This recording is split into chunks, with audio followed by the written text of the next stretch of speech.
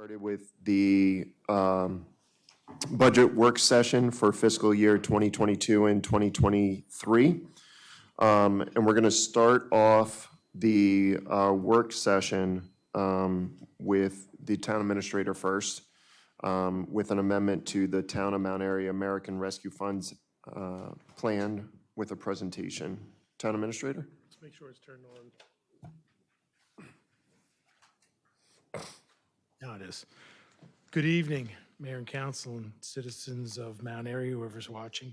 I come before you because tomorrow we have to file our first annual American Rescue Plan report to the U.S. Treasury. And there's been some changes. Back in the beginning of February, the Treasury came out with what's called the final report. It's like their fifth final report, but this is the final report. And in that final report, one of the items that they altered was the allowance for standard allowance for revenue replacement. The previous allowance for revenue replacement made calculus and trigonometry look simple. It was a huge formula, but I think they realized it was too difficult as well, and they provided for a standard allowance. We are proposing an amendment to our list to take that standard allowance, and we have a one-time deal, one-time shot, so this meeting was actually pretty fortuitous to give us an opportunity to have a public meeting to amend this. And we are looking to take a standard allowance for revenue replacement of $2.1 million. And if you look at the amended American Rescue Plan at the bottom for the standard allowance of revenue replacement, we're looking to focus those funds in two places. One is the proposed roundabout out by Route 27 and 70 that is slated to be somewhere in the $1.5, $1.6 million range, which we had been beating the bushes and looking to borrow funds. But if you can foot the bill, you shouldn't borrow. That's how my dad raised me. So if we can do it this way, it will save the interest and allow us to get this project going quickly. When we went to the state, their cycle for bonding was sometime next July 23. And I think we all know that this probably needs a little more attention a little sooner than that. So that was the one item. The other item is the CSX. Let me step back. The reason that falls under there is one of the items that they allow under the replacement funds under government services is roadway. So I'm a little leery, and the mayor knows I'm very careful with this. I did actually put an inquiry into Treasury to make sure the roundabout's considered a roadway. And they've written back that we are so inundated with questions, we'll get back to you. But I've read the Federal Register. I'm pretty comfortable that this would go, and we would never pull the trigger without getting that final answer. Also in there is environmental remediation. There's a clause in there for environmental remediation, and as we are working on the western branch for the Rails to Trails, we find that the $600,000 that we were looking for to remediate the area and to create the pathway did not come through for brownfields through the EPA grant. That cycle again is another year. However, we feel, and I think the residents abutting there would tell you that this moves up in the priority level. This is a $600,000 project that we feel, and I've asked, could also be funded under the ARPA funds under the environmental remediation. On top of that, there is funding that is coming from the state. Secretary Brinkley has secured $250,000 for us through the governor and through the budget that will allow us to get things going. We are going to follow all the MDE guidelines, which is, in a nutshell, 2 feet of dirt on top of a long, wide strip, along with asphalt paving to make sure it's encapsulated. Now, everything out there is voluntary remediation. The levels aren't at a mandatory, but you do the right thing when you can do the right thing, and that's what we want to do. So that's the $2.1 million that we're going to use under the one-time allowance for revenues. And I say that because we got our first draw and we are spending that down quickly, trying to get our projects done, which is great. We're doing what, you don't get your second draw until you've spent your first draw. So our second draw comes available somewhere in the middle of August. We think we might be there ready for our second draw. So we feel real confident that we'll have all these great underground water and sewer projects done, our I&I addressed, and be able to start getting ready for everything else that's coming and hit these funds. Marnie and I are going to pump the brakes a little bit on some of the I&I work, just so that we make sure that if there's a delay, we're still off and running, because the funding from the state will be available July 1st when the budget's passed. So we'll be locked and loaded, ready to go, and we'll have a better feel. But to bring it back to the end, we need to amend our plan to include what we've proposed here, to make sure that it's not just, they do that in a public setting in the elected body, so that staff is in the back room doing whatever they want to do. So that's why we bring this to you. So we're recommending that you consider doing the one-time deal. We have 48 hours to take the revenue replacement, but again, that wasn't available to us until mid-February, and now's the time to do it. Any questions you have? Council members, if you have any questions. I want to make a comment.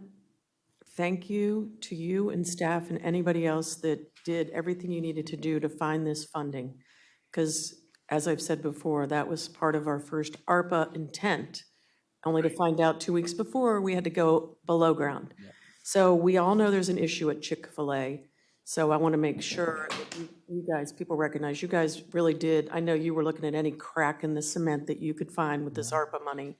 So thank you for finding it and finding a way to continue moving on the roundabout project. We have been working for 3 years now, but now we're moving towards having the funding to keep moving to hopefully get it done. And I want to back up, you kind of just touched on it really quickly. We were able to get $250,000 from Secretary Brinkley through the governor to go towards our roundabout. Go towards Rails to trails. Yes. Okay, thank you. Yeah. So rails to trails. You said it so quick, I didn't I'm catch. sorry, yeah. So thank you again for, and everything counts, anything we can do. And I know that's an issue because residents are worried about, now we've had this exposure in the rails to trails by CSX removing their equipment. So thank you for getting this to keep kind of moving a little quicker than we would have been able to do. Yeah. So thank you. No problem. And if you're ever really have insomnia, just read the Federal Register. Used to do that for my job. So that's why I email you now. It's cruel and unusual punishment. Email you and go, what's the answer? But thank you for doing that. So you can be the backup reader, Lynn, for the. Sure, if Larry's in the sky and David is incapacitated, and I'll be the third person. Okay. All right, if there are no other questions or comments, I guess the main point is thank you, staff. Thank you, David, for everything that you have done with these ARPA funds. There's been a lot of unknowns and uncertainties, and I think the quality of life for our town will certainly be improved. So thank you very much. I will make a motion that we. Did you want? That. I think that's for the budget. I'm going to continue. That's okay. I'm going to make a motion that we take staff's recommendation that we amend our ARPA plan to take the standard allowance for revenue replacement in the amount of $2.1 million. Is there a second? I'll second. Okay, all those in favor say aye. Aye. Aye. Any opposed?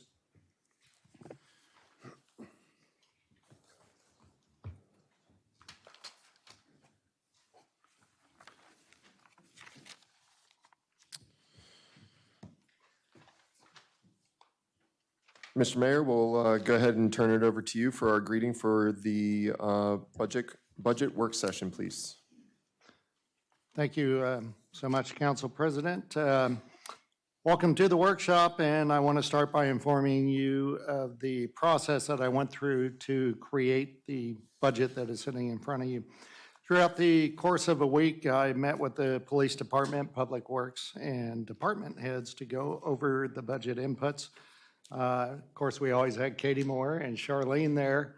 assisting along the way, and they've done a fantastic job as well. So thank you to all the staff for providing me input over the course of a week's worth of meetings. Council members were always welcome to attend within the guidelines of the Open Meetings Act.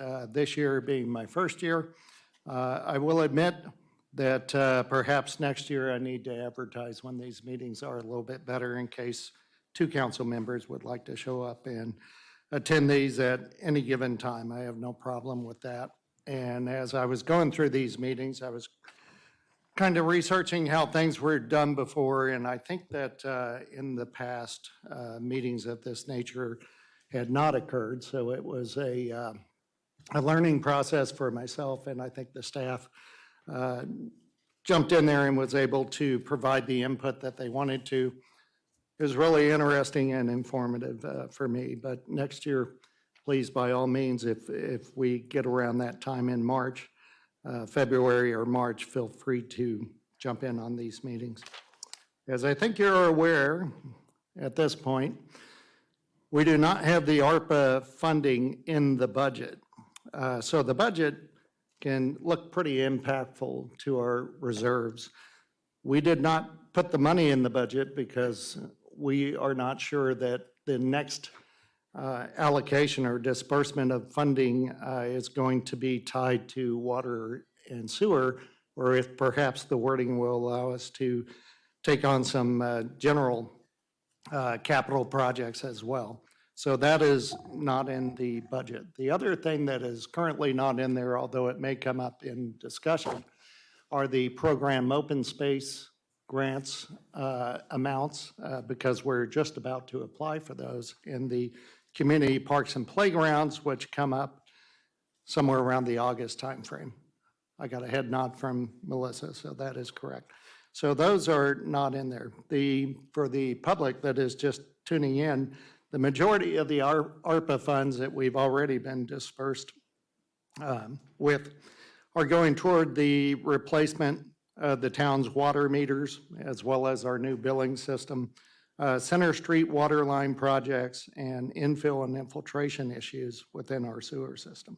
So that's where the money has gone, and that's been kind of, they gave us the money and then they told us how to spend it. So that's what we're doing right now.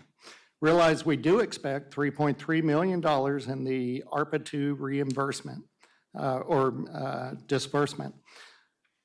For the public to be aware, we have suggested a modification in that a portion of the ARPA funds plan will include the traffic circle up on South Main Street near the Chick-fil-A and toward the newly acquired CSX property for encapsulation of the contaminated soil. We just handled that right before I entered my briefing. Some significant items follow here. Highlighted note, throughout this workshop, we may see some things change because it is indeed a workshop. And I'm not going to be offended if you all go in there and say, hey, wait a minute, you didn't think about this. Or if you have a better plan on something, by all means, feel free to chime in. The objective here is to get the best budget out of this workshop that we can get.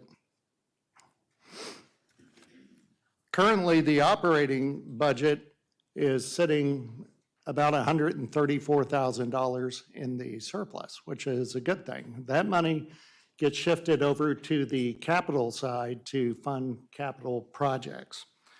Depending on how the workshop goes, that number may go up or down a little bit. Not a problem, but the good news is our operating budget is in the blue and looks good as it stands right now.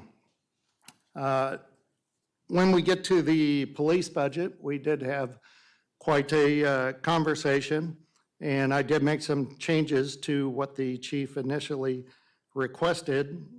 One request was that we add a 12th officer, and I removed that from the budget because I feel we're operating within our APFO of 1.1 officers per 1,000 residents. So I don't feel that officer was needed at this time. However, the chief, to his credit, came up with a plan on gaining 24-hour coverage with 11 officers, which we are budgeted for. And one other thing that he asked for was for a part-time code enforcer so that our current employee who is handling the code enforcing could be covering more of the duties at the police station of tracking all the training requirements and things of that nature. So I came around to that plan, and I asked the chief to go ahead and go through a year of 24-hour coverage with 11 officers, and I'd like to re-enter that conversation about adding a 12th officer next year when we're a little bit closer to the need. I've included within the budget, it's a small amount, but just to let the general public know because they are always curious about it. The $5,000 is still in there that would go toward the 3rd of July fireworks display. And the other thing that I've added in there, another small dollar item, is that I have once again reinstituted the curbside bulk pickup as opposed to having the bulk pickup up in the a drop-off area up in the municipal parking lot. I think that may work out better. I think it's good to try it this year up in the municipal lot, but I just want you to know next year it's budgeted the other way. You'll see as we go through the budget that fuel costs have increased significantly, as you would expect. When we do get to the capital budget under Parks and Rec, I did find that there is an error regarding the bike trail in the capital budget that reflects or points toward a grant for $200,000. And I believe that when we get to that, Melissa will suggest that we take that out. In response to Parks and Rec as well, it came up at the Parks and Rec meeting that possibly we need a fence at Twin Arch Crossing. And just today we got the estimate on that fence and it's right around $37,000. That's for the soccer fields that back up to Brittany Manor. And what I have not had time to do yet, and so we'll make it part of the discussion, is to see if there's money in this year's budget that could cover a 12-foot fence along the backside of the houses over in Brittany Manor. And of course, if we do find the money in this year's fiscal year budget, then we would have to present that to council because of the dollar amount. So those are some of the highlights to the budget, and rather than continuing to talk here, I think the best thing we can do is just start chipping our way through it. And like I said, I'm not going to take offense over here, so just speak your mind and we'll get through this thing as quickly and efficiently and produce the best product that we can out of it. And I'm going to let Charlene and Katie mainly, push through the slides, and I think we'll do it as we have before, where you go page by page, and if anyone has questions, then stick a pin in the air, and I'll let Jason call on people, and I will sit here and hopefully not have to say too much, and we have all of our department heads out there if you have questions for them, and they can come up and answer those. Thank you. Thank you, Mayor. Appreciate it. And we do have two new council members that are new to the budget process. So we understand that this can be a little overwhelming when you're looking at all these numbers and everything else. So take your time. Just make sure that you have some of those thoughts already written out. Katie, do you want to start with the general fund operating budget, and then we'll just make our way through? Does that work for you guys? Yes. Oh, 4. Katie, does that work for you? Yes. Okay. Mic check. All right, cool. So we'll just start on page 1. The very first page, general fund operating revenue. You're looking at taxes, license and permits, and intergovernmental areas there. I have a question. Shall we begin? Go for it. Okay, very bottom of the page, under fines and forfeitures. Under parking and ordinance violation citations, it says we're expecting to bring in $500, I guess $500, $500,000? What is that? It's 500,000? 500? Okay, so it appears that your draft is a little bit different than I have a blown-up draft. I don't have the word draft on it. So that's not on my page one, so I Oh, apologize. okay. If you refer to the, I thought this It's was, our page. if you refer to the budget line, it may help us pull it out. okay, so that's 01000453 A very quick question. Sorry about that. It's at the very bottom of the first page. Yeah, But on theirs, it's actually in the top corner of page 2. Oh, sorry. yeah, I'm working We're- off. Okay, We're halfway down on two. page 2. okay. This is going to be fun. There you go. So the 500, why, I'm just curious, last year it was 2,500, this year we're expecting 500, so we're expecting a lot less incoming revenue? And why are we expecting less? What's going on there? So that number is based on the current fiscal year's actuals year-to-date, and we've only taken in $450. Currently, we just don't write a Okay, lot of. so that's based on actuals to date. Okay, thank you.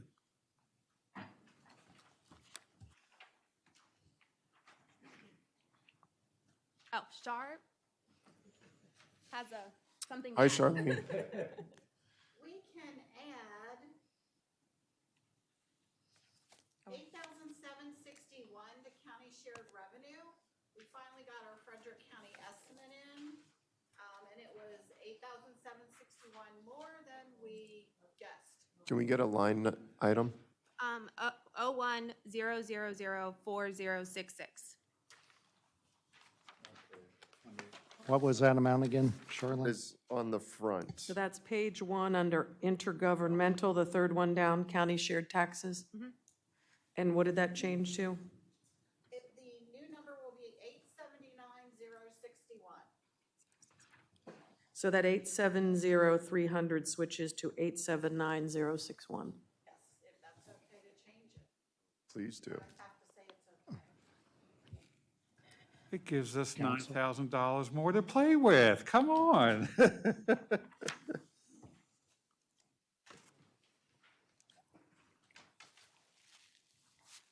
All right, so then on, I don't know if, I'll just read off the heading titles to keep everybody hopefully in line. Service charges for current services, fines and forfeitures, miscellaneous revenues. That goes to the bottom of my big page 2. So if there were any other questions.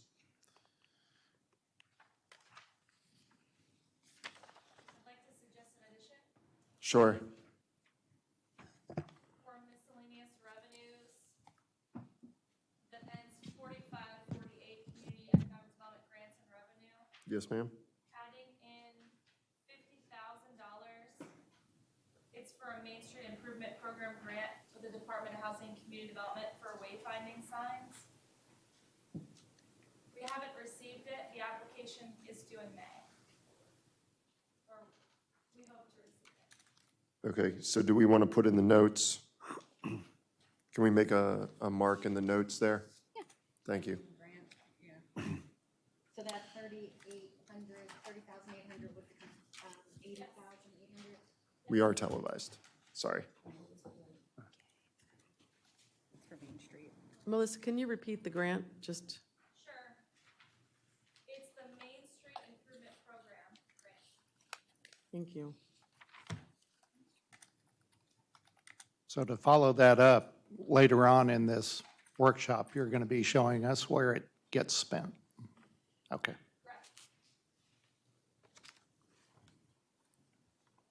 Thank you, Melissa. All right, everything else look good on page 2, or at least my page 2?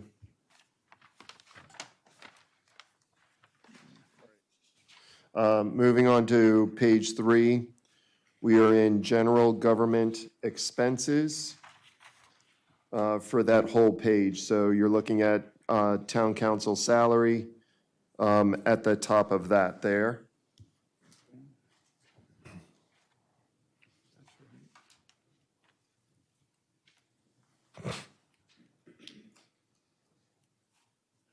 Questions, comments, concerns? I will say, oh, never mind. I won't say anything.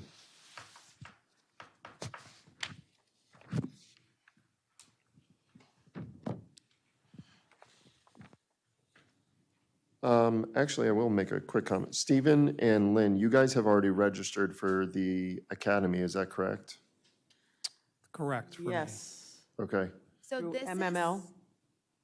yeah, the Academy election. Yeah. So theirs is an election in '23. So there's potential to have new council Okay. members. So that's why there's a okay, number in there. cool. Thank you. And is that enough to cover 3 seats? No, it's not, because one is 250. So we should, Can we move that to 750? Yep.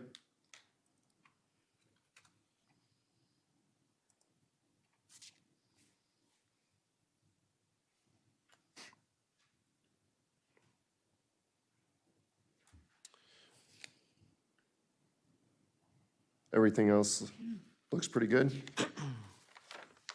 All right, moving on to page 4, office and building expenses. This begins with insurance, insurance general. just give me 1 second to go back up and mark No these problem. numbers that have changed in red, just so that they pop out to me when I'm going back through this. No worries. All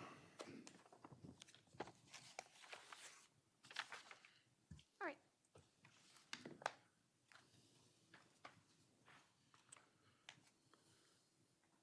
I have a question.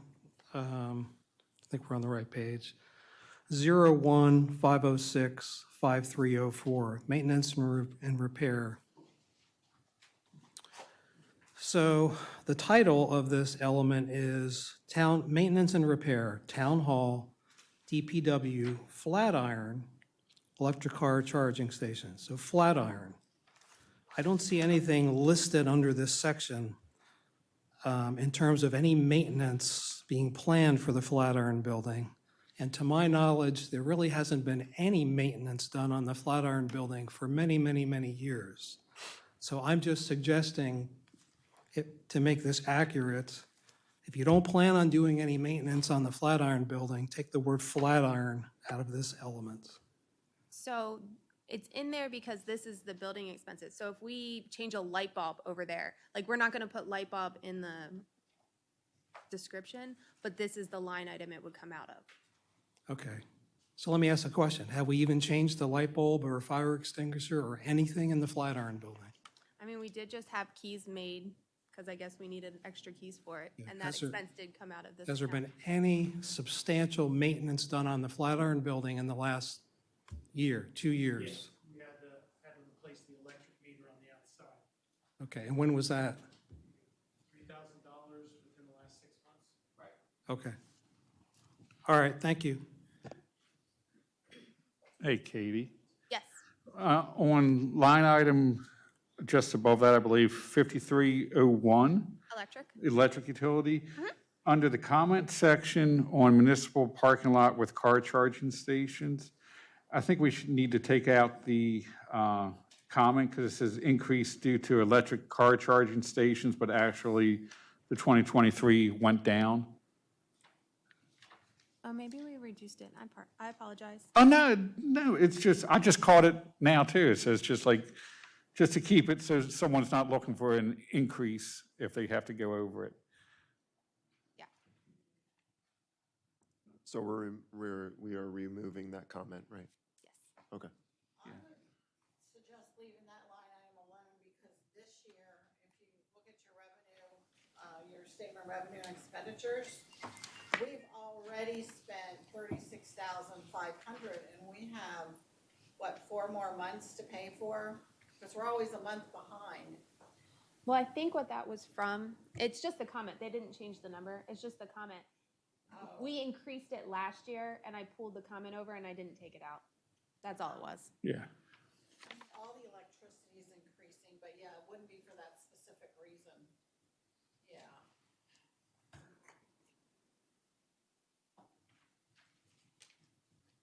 All right. Can I ask a question in that same category, the Yep. 5301?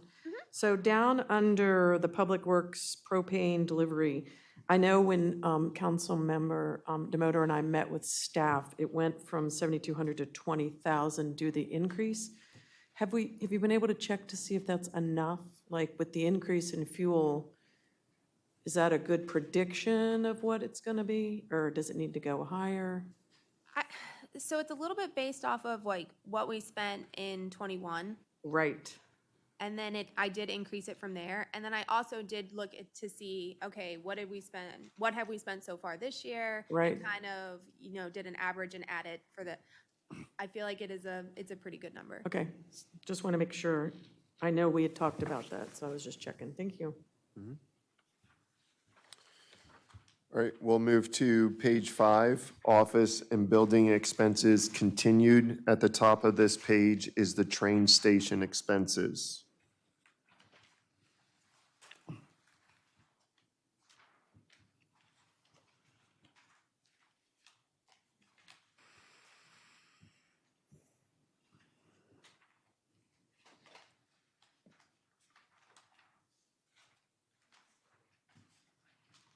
I guess I have a quick question.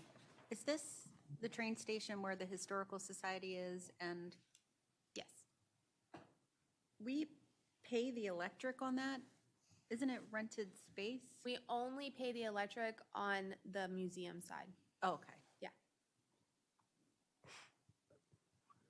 Not to jump into too much conversation, but we collect $16,800 in rent. Yeah. But the pharmacy pays their own Yes. electric? Yes. That's, okay.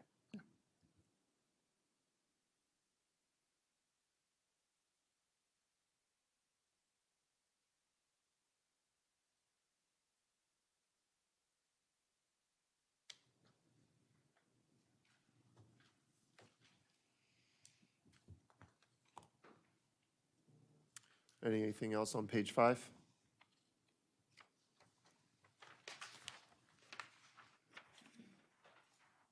All right, let's move to page 6, please. Office and building expenses continued. The top of this page is telephone bills.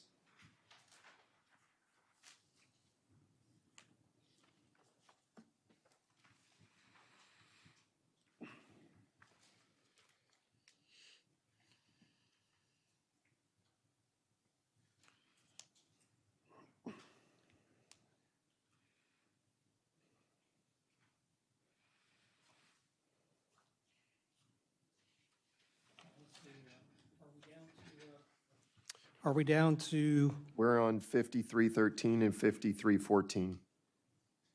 perfect. Go ahead. I have a question on 5314. There's a sub-item, advertising and newspaper subscriptions, town newsletter, and ad form. And the projected budget for this is 20,000. And if you could just explain, it says in the notes, added 11,560 for town newsletter ad in a publication. Can you just talk to what's going on with this $20,000 in a little more detail? So Melissa will have to speak more about the newsletter because that was something she added in. But the 3,000 is all these charter amendments that you work on. We have to advertise a lot for that when they change, when you're having public hearings and anything Okay. like that. So that's why we added the 3,000. Okay, and just real quickly, the focus of my question is, I guess maybe this is addressing, we no longer have a messenger, so maybe this is going to help with that. So if you could articulate that, please. So where the number comes from is it's 2 pages in the 4-county catch, and that's at $963 an issue. And we're currently doing this. I can't remember when it came out, a few months ago. And that is our attempt to our new employee communication specialist collecting information from the various departments to push it out. Okay. Just a comment, as you're implementing this program, and I've seen the articles, I just want to make sure they're balanced and we give a balanced presentation of the scope of activities that the town is engaged in. It seems like certain activities seem like they've been highlighted more so than others. And I don't know if it's just a function of whoever comes in first to say, hey, please highlight my activity, or if you're making a conscious effort to say, programmatically, we need to, highlight all of these different features of the town, and you have a strategy for getting the word out about everything. I would just keep that in mind. Okay, and I neglected to mention, one page is dedicated to a town council recap. Yes, And, okay. thank you. My question, Melissa, would be, so when we had the messenger, it was an impartial recap of sort of our meetings. Who is actually writing the town council recaps? Nancy. Okay.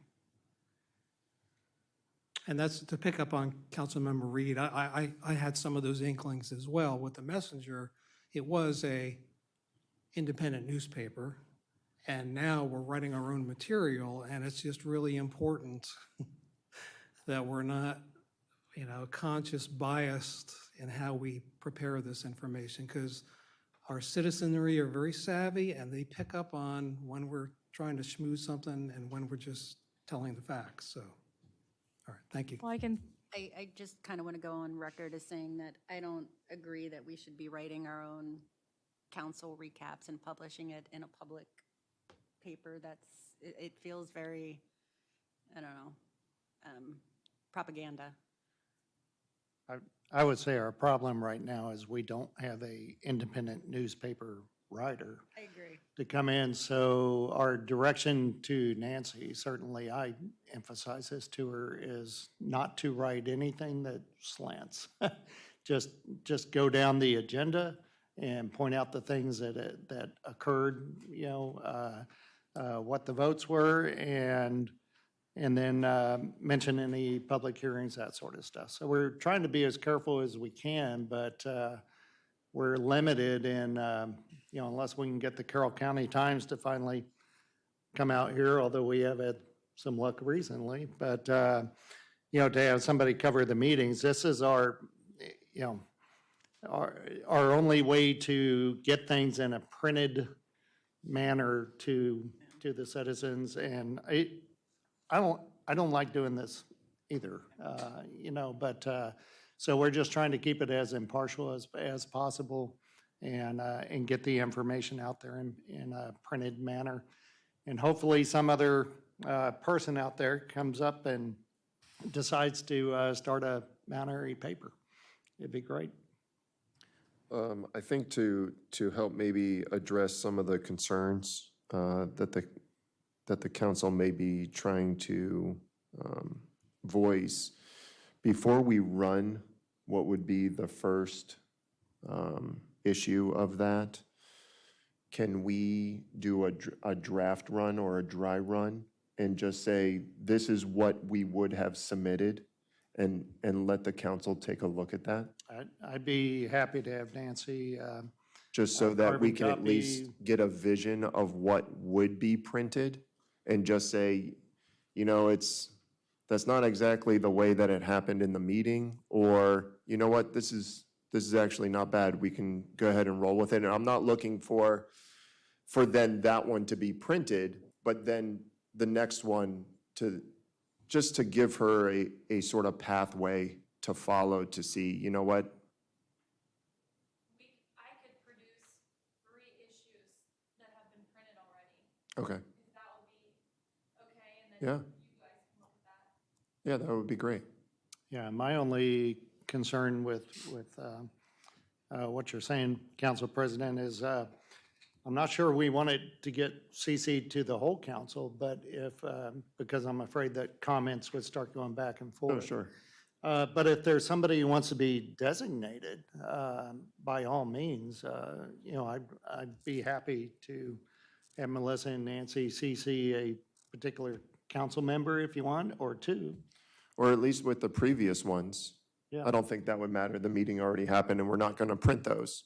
Right. And then, I mean, we've already lived that experience. We don't need to probably live it again, but Okay, well, I'm happy to work with the okay. council. We on appreciate it. Thank you. Whatever you want.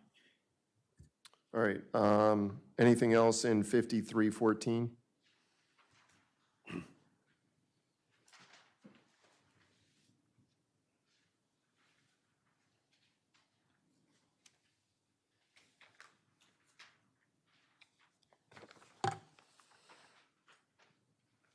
All right, let's move on to page 7, which is Public Safety Expenses, Town Police Force. I have some comments and a request for some help. This would be under public safety expenses, and it would be the first item, 509-5108. And so let me give an introduction to this. So what I'm asking from my fellow council members is your consideration and, quite honestly, your help. As you know, I'm the liaison for the Main Street Safety Task Force, and just as part of that, for reference, the 2020 Community Survey identified traffic safety and pedestrian safety on Main Street as one of the top 2 issues needing urgent and immediate attention and action.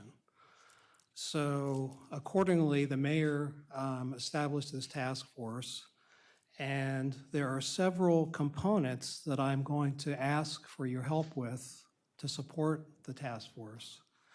And again, this comes under the umbrella of public safety. Public safety is the first main thing that your government should be providing for your citizens. So I think this is important. Several things that I'm going to be asking for, I've already discussed with the mayor, and he's expressed his support for them. I've discussed them with the chief of police, and he's expressed support for them, and we have a game plan. So that's kind of my introductory statement. I'll get to the specific for 5108. I am asking for the addition of $22,000 for overtime expenses to support traffic surveillance and enforcement on our Main Street from north to south for the next fiscal year. That $22,000 will give us overtime to provide dedicated several hours extra dedicated time on Main Street by our officers to do traffic surveillance and enforcement 5 days a week, 2 hours a day, 5 days a week, 52 weeks. So that would be $22,000 in overtime for that extra focus on Main Street. That's what I would request that we add into the budget. What does this, what are you envisioning that this looks like? Does this look like a police officer in a police vehicle sitting on a side street? Or does this look like a police officer taking data of speeders using a radar gun? What exactly does this look like in a vision of what you're proposing? I think the initial vision, and we just fleshed this out actually this morning, and it could take several forms of that, but I think the original initial thought is that's the standard police practice of traffic, enforcement and monitoring on a street. So yes, that would be a police officer in a vehicle parked at different locations on Main Street, moving around, not being in any predictable place, providing 2 hours of dedicated coverage to do that function. I'm struggling with this a little bit. Not that we don't have a safety issue on Main Street, but I think we have a safety issue on all streets. So kind of focusing $22,000 to have an officer sit 2 hours a day on Main Street doesn't seem like a good, I don't know. Yeah. So let me The officers are out there every day and they're on Main Street every day. And they're already stretched to the limit, I think, with overtime. Yeah, I don't know if that's the case. I believe there is an argument to be made for additional focus on Main Street, and the feedback I've gotten is that, yes, the officers are out there, they're certainly patrolling all of the streets in Mount Airy, they move around, but this would give a little bit more of a focus on Main Street, given that it is the top safety issue that's been identified by our citizens. And I think there's a case. I understand that you could say, well, what about my street over here and my street over there? They're still getting the same focus and attention. This is a little bit of extra attention because of the fact Main Street is our main vital artery through the town. It's a unique street. It has the most traffic of any streets in Mount Airy. It has the highest volume. If you look at the speed data, it has the highest recorded high speed ever detected. It's routinely have speeds over the 85th percentile speed criteria for warranting activity. So I think as part of the plan for the Main Street Safety Task Force, there's an enforcement component, there's an education component, and then there's a public outreach component. And this allows a little bit more focused attention on the enforcement component. So what For do Main we hope to achieve from this, I guess? Having an officer sit out there for 2 hours a day, watching the cars go by, what do we hope to get from that? Is he studying the traffic patterns? Is he ticketing people? What are we getting? So what we're getting is studying traffic patterns. We've already done that. We do speed studies. We know the times of day where there's the most traffic, where there's the most expected speeders, et cetera. So we have that information. You use that information then, as the chief says, to work smarter and target the times that you're out monitoring for speeders, certain times of the day, certain days of the week, et cetera. So this isn't just going out there like a bumpkin and sitting on the corner of the road. This is being smart about, if we're going to provide a couple extra hours of monitoring, we want to target the right times of the day, the right days of the week. And what's expected out of this is hopefully more presence so that you're making more stops to give more warnings. You're giving more citations. And by doing that, the citizens and the businesses on Main Street see that. And as part of the Main Street Safety Task Force, traffic stops, number of tickets, number of warnings, et cetera, that data will be tracked and shared within the task force. So we will be able to measure if we're actually seeing improvements.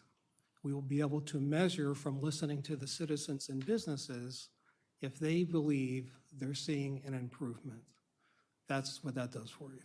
Chief, sorry, Yeah, I didn't mean to break. Chief, can you come on up, please? Well, Chief, you're coming up. The one thing I would say, like, Steve, I get everything you're saying. Like, we have a safety issue on Main Street, but we're talking about targeting specific areas at specific times of day. They can do that now with what they have, meaning they're not on a call every second of the day, so they can target those areas. So can I, Well, can I I would argue that Can I just jump in real What you're quick doing now as is the not- liaison to streets and roads and having been the chair and been on it for 3 years? And then I want to jump to the chief.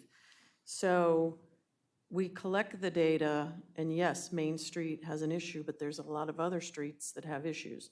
So the chief can confirm this, where I just think that I'm struggling with this, because if we're gonna do 5 days a week, 2 hours a day, for the last 3 years, we have tried to get them to target areas, and they're not always available.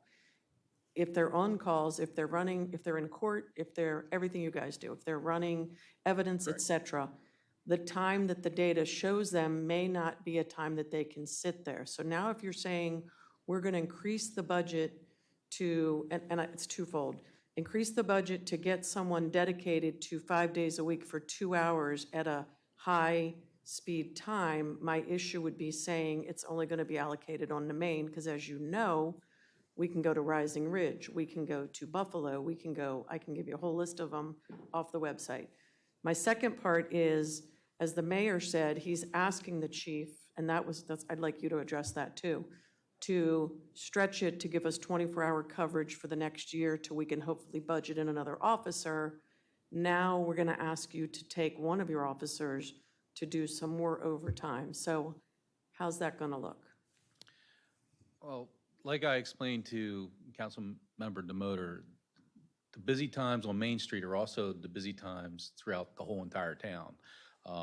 We're looking primarily in the rush hour range. So our officers are jockeying calls during those times of days.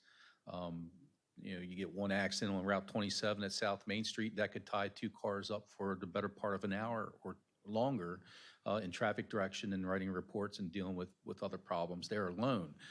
So and we were discussing a way to actually have a presence on Main Street other than just kind of doing it like we do through the rest of the town. And the only way to do that is to staff it with a dedicated officer on an overtime basis where he's not responsible for handling other calls. Exactly. So that, as the ins and outs of this are up for you all to decide if you want to do that or not. And you know, That's why it's but this- overtime. Right, and that's it's why extra capacity.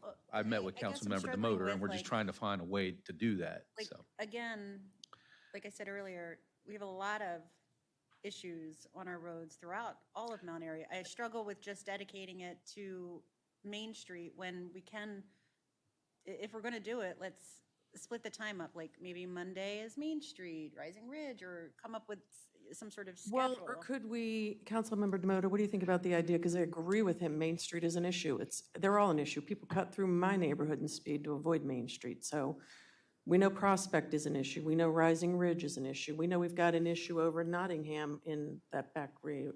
South Main Street is an South Main issue. Street. So my question could be, instead of just designating it Main Street, can we designate the potential for overtime? You get the studies, and you're also in the budget this year getting more speed monitors that you'll be able to put out in addition to the public works studies we get. So is there a way we could work together to make it not just be 5 days a week, 2 hours on Main Street, but that person, if you can get it in what the mayor said, where you're really stretching our officers to cover 24/7, if we can get it to where it's, okay, that person isn't just Main Street, but it's where you look and see, okay, today between 7 and 9 or 4 to 6, which I can tell you, heading out towards Linganore High School in the morning, there's a lot zipping out there. Between 2:30 when they get out and head in the afternoon, they're zipping back.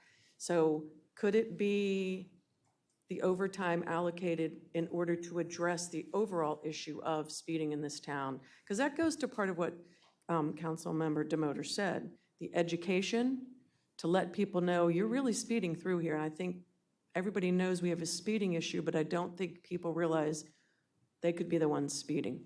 So that goes in with the education and the awareness.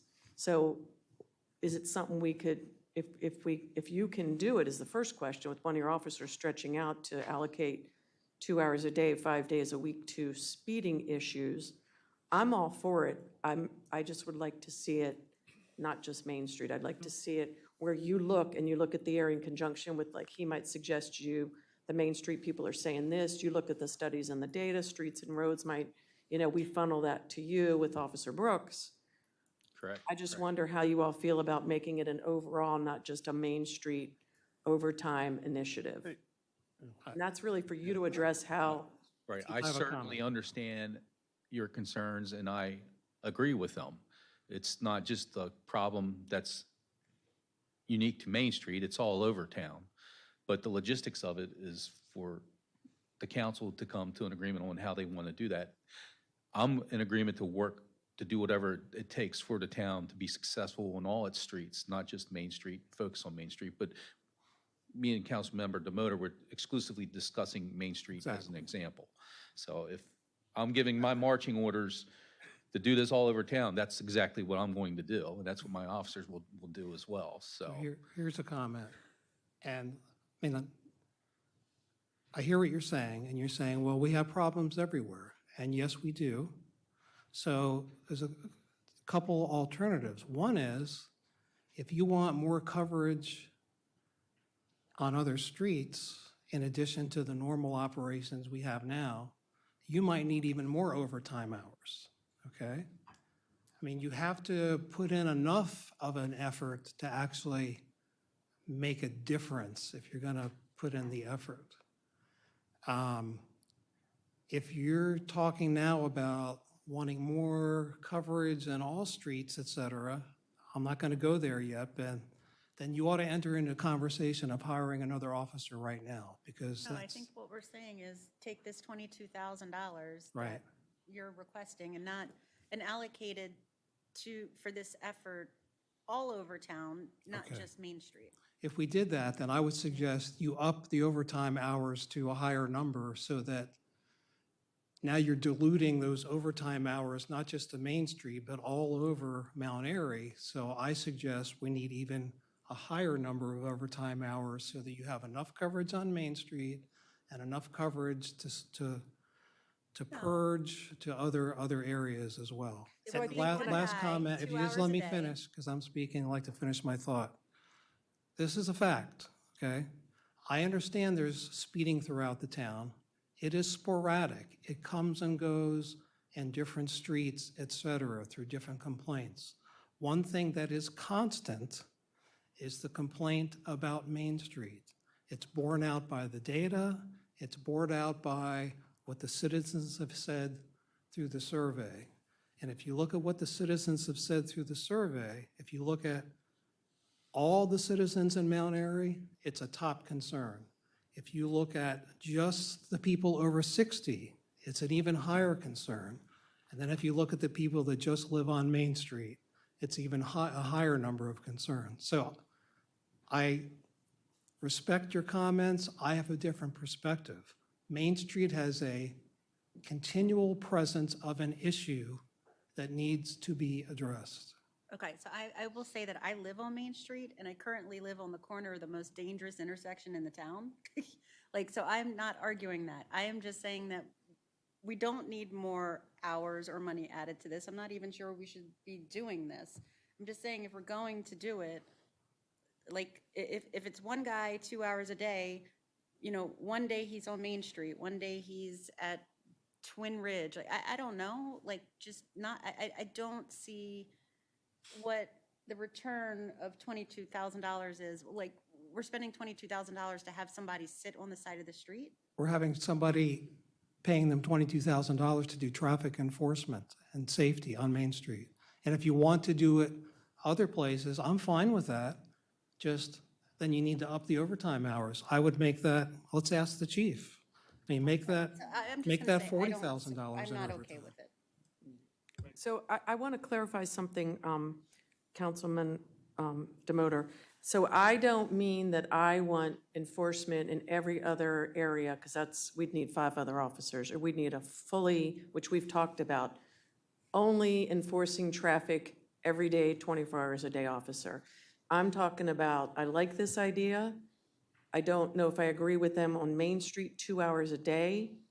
And it couldn't be Monday, Main Street, Tuesday, Rising Ridge. It would be based on the data, but they would be out 5 days a week. Correct. For your 2 hours a day. Just, the issue I have is just saying they're only going to be Main Street.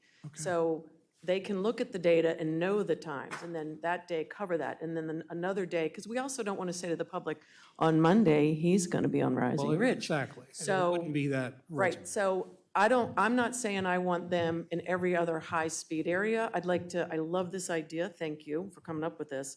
I would like to make it not just Main Street. I'd like to make it so that the chief and actually our traffic officer Brooks, with the chief, can determine, and then they go and they know what they're doing, and then if you have input like, hey, could you, or whatever you tell them, could you, I'm getting complaints, there's no one been there on a Thursday or a Friday, like Friday, try to go through Frederick towards Western Maryland. You know, if you can figure out a pattern or they're not there, you could reach out to them, just like Streets and Roads when we send them the data.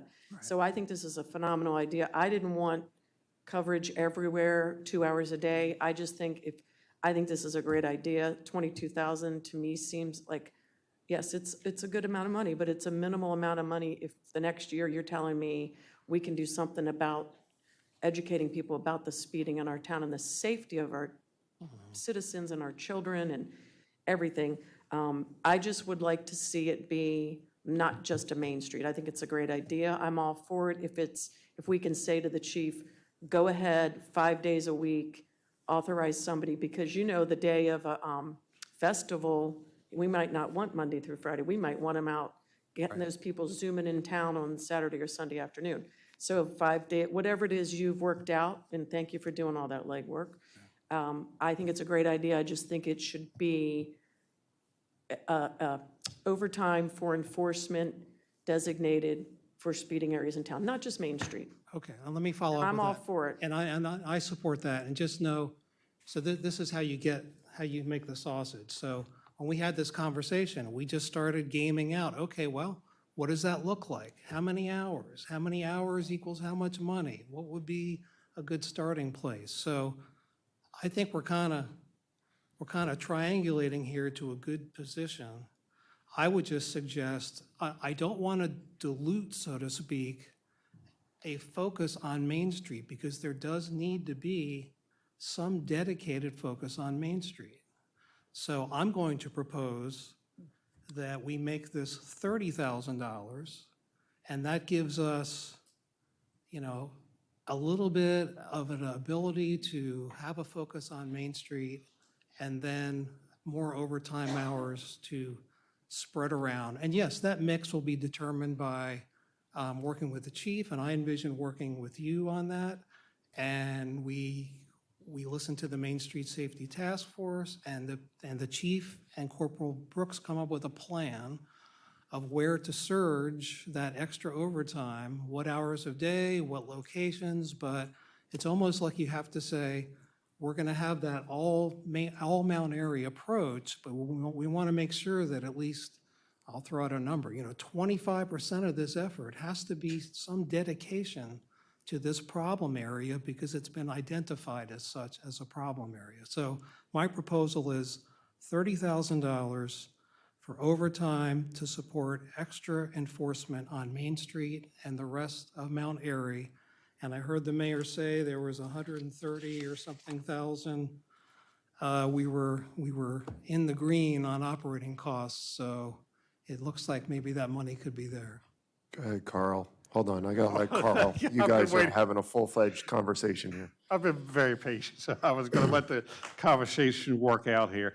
I think I agree with everything that's said, but I love the idea of focusing on Main Street, because I was coming through one day and some lady in Kid Neely got sideswiped by a car, and luckily just took out the door of the vehicle. But I think we might be missing a point here. It's overtime pay, so it would not be taking an officer away from their set duties, and it would supplement the existing. So in theory, while the officer that's earning overtime is working down Main Street, an on-duty officer could be retasked to a, say, Rising Ridge or Prospect during the hours that have already been identified as a high-risk time. So we might not have to raise it to 30,000 to do the whole town. We might be able to use the existing resources that we already have by just donating 22.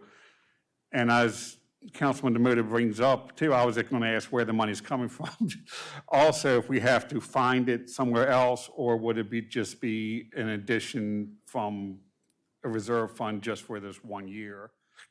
And Katie's about ready to, I just She has the wanna- talking stick. yeah. Well, I just want to add from a payroll standpoint, it wouldn't just be 30,000 because we'd also have to increase the FICA amount and the workers' comp amount. Okay, so, So it'd be close, if you did 30, it'd be like 35,000. so 22 would be 27. 25, some, whatever the 27,000, yeah. percentages So is. I just wanted to let you know, like, if I adjust this number, it won't adjust those because it's in a It'll different just formula. down to- So they'll still be like an additional $5,000. I mean, I'm willing to give the 22 a try for Main Street, and if, you know, and then that can free up another officer to be retasked to the other areas while the officers are doing the overtime. And if it, and in reality, if it pans out that, you know, okay, we find that it's not mainly on Main Street during the same year, we could retask, we could ask the officers on overtime to supplement every once in a while.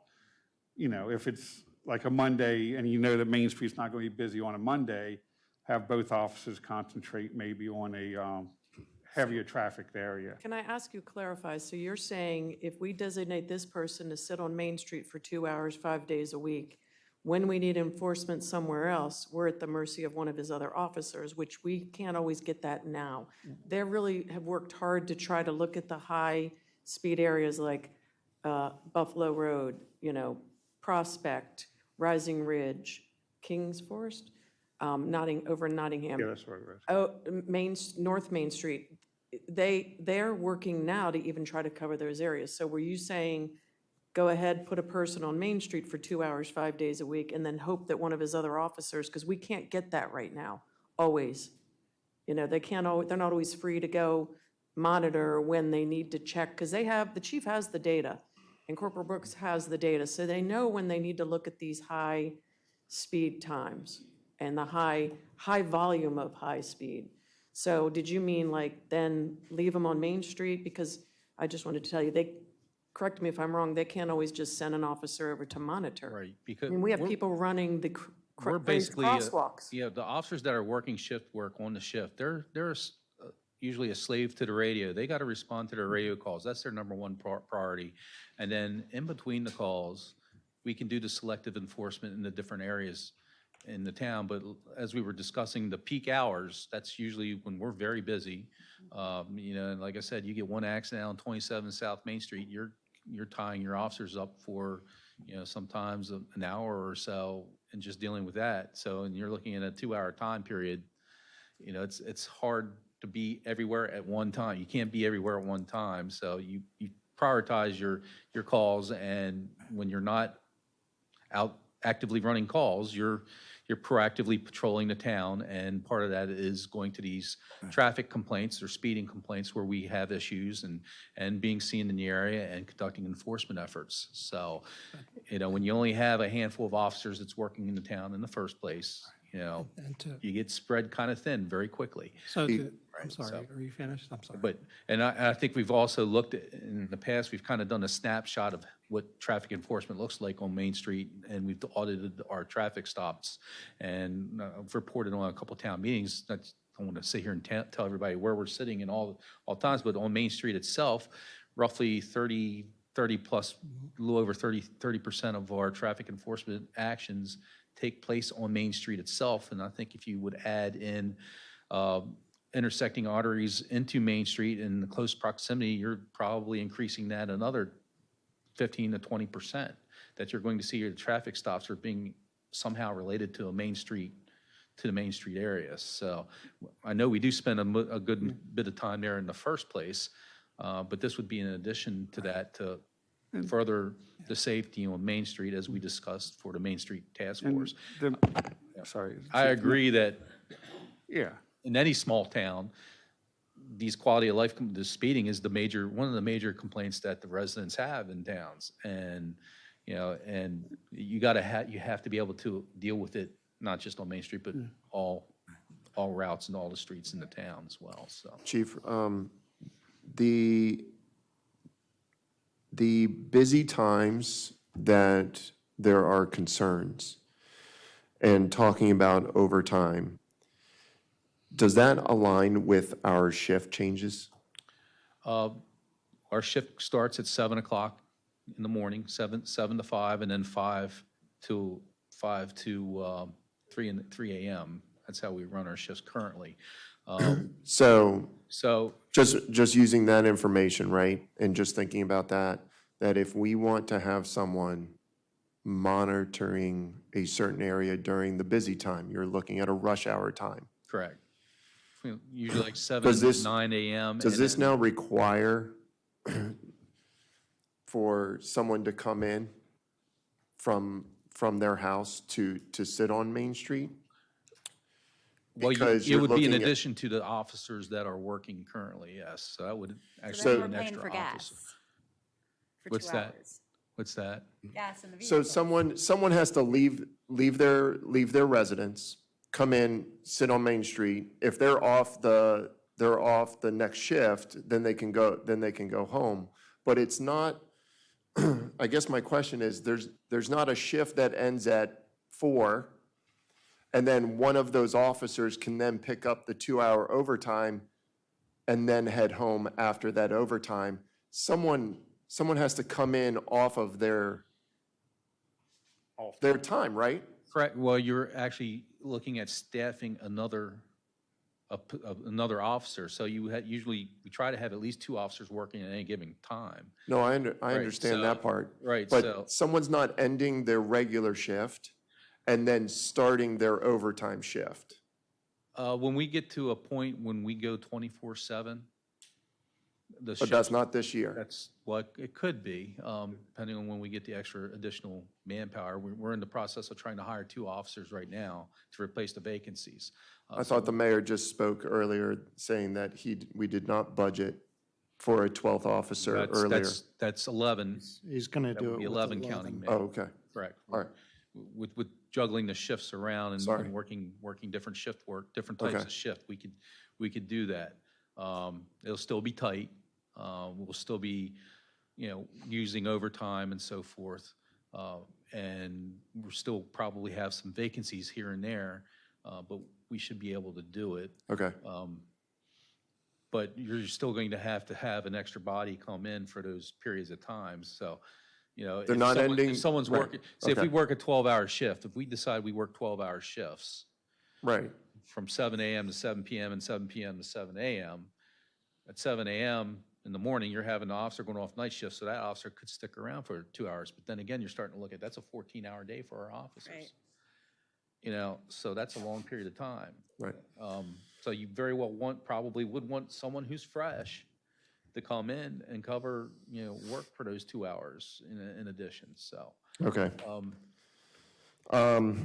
Councilman Demoter originally recommended 22,000. He went up to 30,000. I'll be honest, Stephen, I'm not okay with that, and I would probably do a trial run, and I would probably give you 11,000 in my point of view until I know that something is working. But we sort of need to agree on a number before moving forward. So Do you mind if I make a comment? go for it. I do agree, and that's the reason why I set up the Main Street Task Force is to, of course, focus on Main Street. But as I'm sitting here, as Councilman Demoter said, watching the sausage be made, I'm in agreement that my concern is micromanaging the chief. And I think that to box him in to 2 hours on Main Street is unreasonable because we don't know what happens, throughout the year, depending on, school being in or businesses or festivals or anything like that. I just hate something that I could potentially end up receiving a phone call and saying, why isn't that officer out there on Main Street? So I think that, my biggest concern is that we're boxing in the chief. And I think those are judgments that can be made by the chief and Officer Brooks.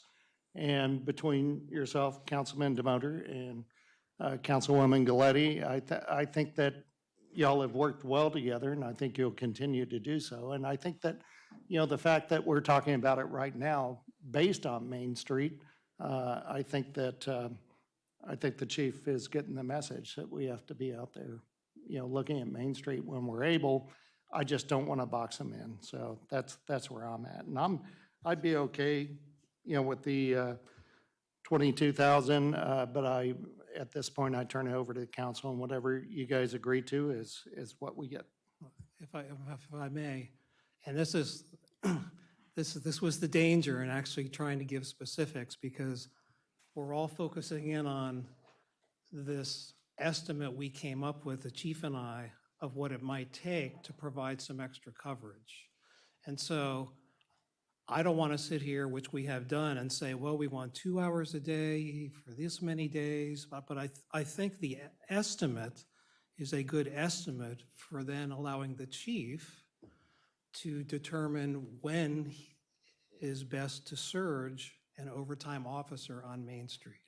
And to pick up on Councilmember Munder, who articulated it much better than I did, we're not taking away from the current coverage of our officers. We're simply adding, through an overtime mechanism, an officer surged for certain times of the days during the week to give a little bit more emphasis on Main Street. So I still believe that, what are you prepared to do? You have an issue on Main Street. We certainly have an issue in speeding across our town that needs to continue to be addressed.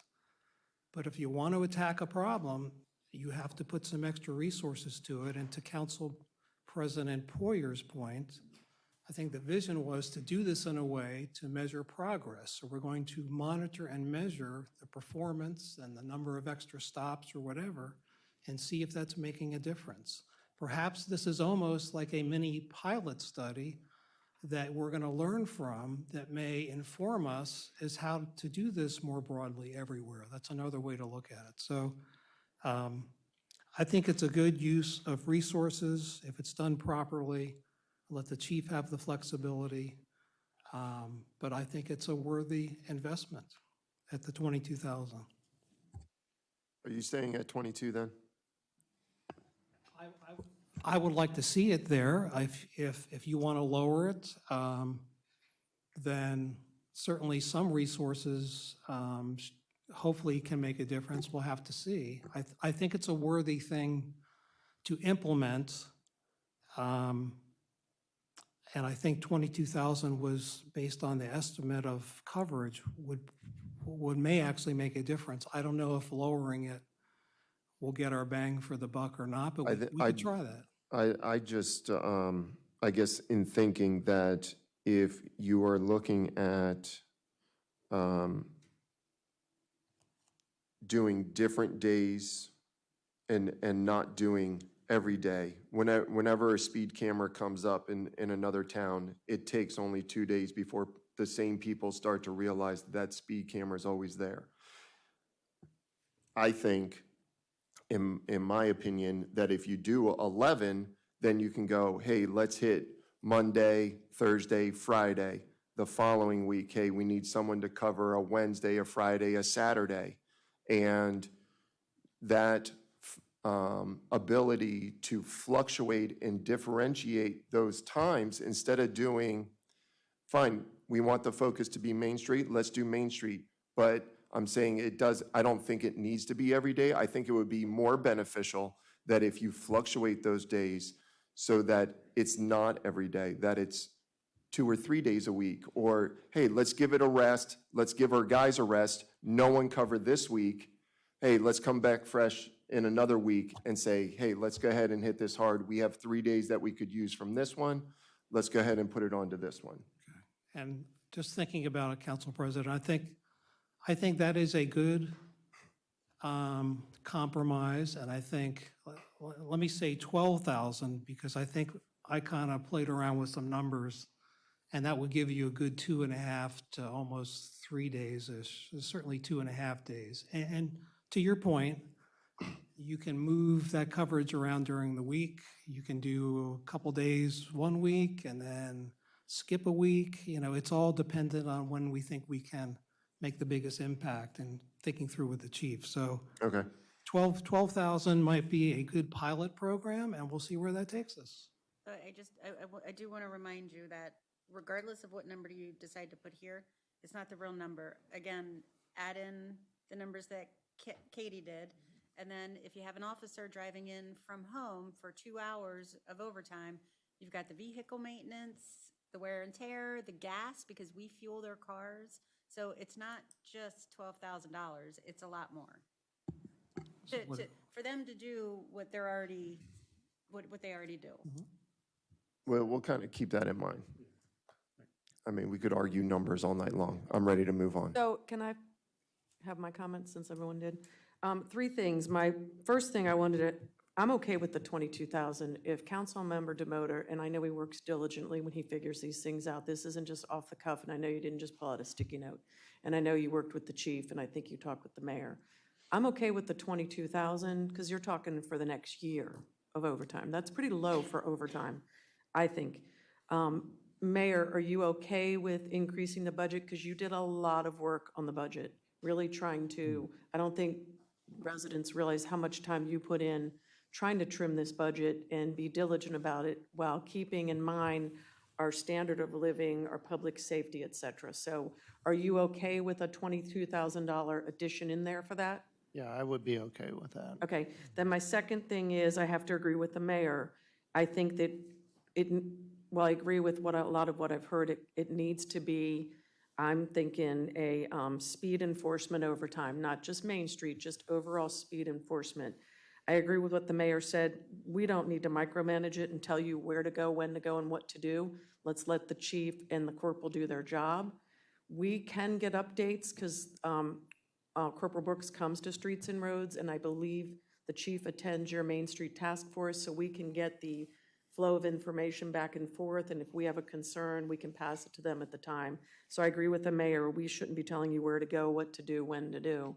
And then not to box him in as to daytime and location. Again, let them do it in working with all of us in our commission. So I'm all for it if it's a general speed enforcement overtime for the next year, and I think $22,000 is probably a reasonable amount, because I know you do your homework and you put a lot of thought in when you're coming up with figures. So I'm okay with your 22,000.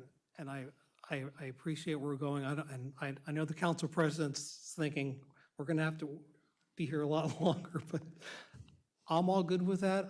I do want to make sure, because here we were talking about maybe 12,000 just for a dedicated effort for Main Street. So if we're going to make this 22,000 for the whole town, I just want to assure that at least 30% of this to half of it will go to Main Street, and the other half would be to other parts of town. I mean, there has to be some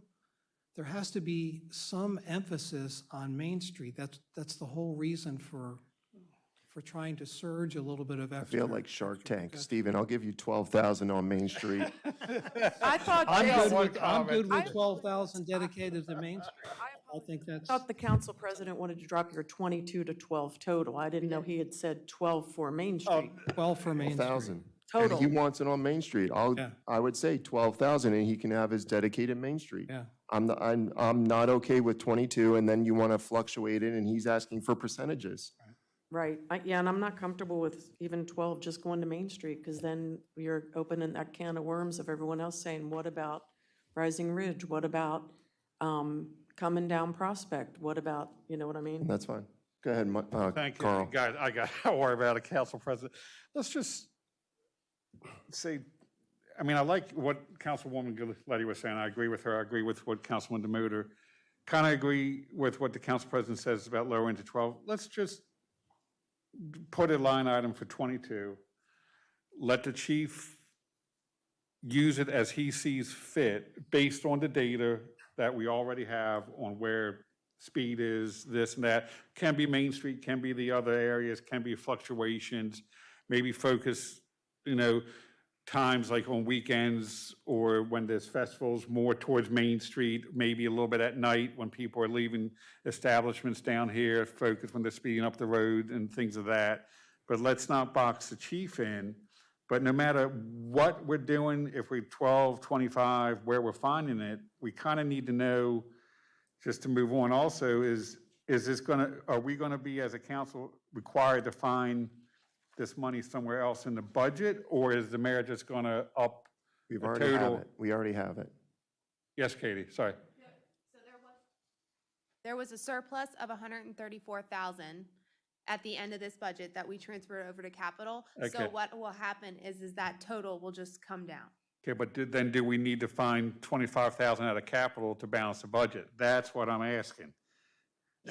Or are we just going to increase 25,000 or 22, whatever, and 25 the total cost from a fund and just leave it, the current numbers in the budget as is? We might not have to do anything. We're still on page 7. And can I just tell Councilmember Demoter, I think what Councilmember Munder said is a great idea.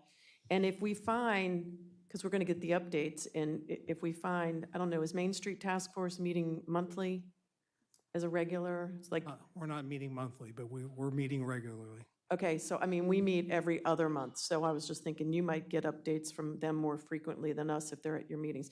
So my point is, then if you find that you need more increasing on Main Street, he's going to tell you, hey, would you mind doing a little, like, I'm okay with that. I think it's a great idea to just get the Stephen, you overall. make the motion for what you want, and we'll vote. Okay. What do you want? I'm going to make if I could get some assurances that like a third of this will be dedicated to Main Street, I could go for 22,000. I sense there's some uncomfortableness with that amount of money. So if there's not going to be some qualitative agreement that about a third of this is going to be focused on Main Street, then I will make the motion for $12,000 to be a focused effort for surge overtime for enforcement on Main Street, because the whole idea is to try and see improvement on Main Street. So my motion is for $12,000 to support Main Street traffic safety enforcement. Carl, are you good with 12,000? Yeah, I'll take, yes. Okay, I'm good. All right. Councilwoman Galetti? Is that 12,000 total instead of the 22? Yes, Correct. It's only going to be on Main Street? that's what he said. I'm not okay with it, but it is. Okay, what it she's a is. no, but you have 4. Okay. All right, so we're doing 12,000. So that's the 12,000 plus the FICA and everything, so that's going to take you up to about Say 15 or 15. 16. We got to find 15 in, I guess, in operating or capital maybe now? Okay. Thank you for that discussion and your patience and support. Everyone change the channel. It's the first line item there. Yeah, 5108 is now 942 plus the 12, which is 954. Look at me, math on the fly expert. 3rd grade math. All right, can we go to page 8, please? Sanitation Department expenses. I'm sorry, I just want to notate one thing. So in the retirement expenses, you can see that it went drastically down from last year. Yes, ma'am. So we get a $70,000 credit on our contribution bill every year, and we Yes. will be getting that until 2042. Okay, fantastic, thank you. So, No one complains when it goes down, yes. but it is nice that you pointed out, but Okay, so, it's been 35 minutes already. yeah, so just what you're saying is we don't have to worry about the FICA, in other words, for this extra overtime, or what is? Okay, whatever, okay. I got you. Never mind. Let's just, Bear with me, I have another, Are you on page 8? I'm under, police. we're still under police task force, town, we were going You to. wanted to say police task force. Town police force, it's Okay. item 509-5320. Hold on, 5, 3. 5320, community outreach and education. Correct. That's currently budgeted at $4,700. This is the second ask. I said I'd have several asks. Again, I've gotten support from the mayor and support from the chief on this. I am proposing adding an additional $2,000. This $2,000 will be used to support a Safe Streets awareness campaign. So think about 1 week out of the year, we have Mount Airy Restaurant Week, where we promote Mount Airy's restaurants. We advertise, we give discounts, we do certain kinds of things. I'm proposing now, this is the educational and awareness component. So that $2,000 will do several things. It will allow us to have, for example, a 1 to 2 week safety campaign for safe streets across Mount Airy.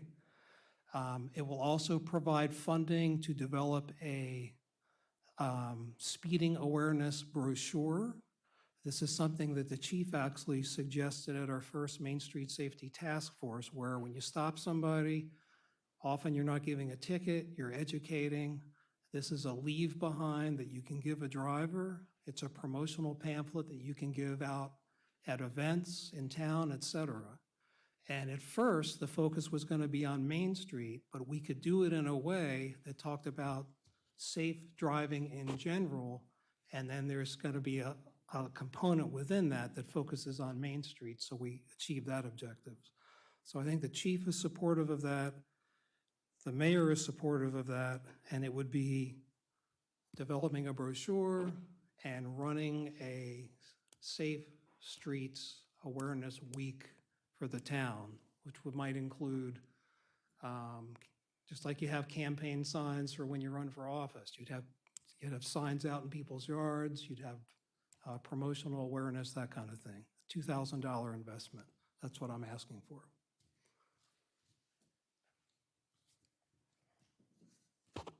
Why would this not go through streets and roads? Is this something that you guys have talked about or worked together? He told me about it tonight. And on that note, I think it's a good idea.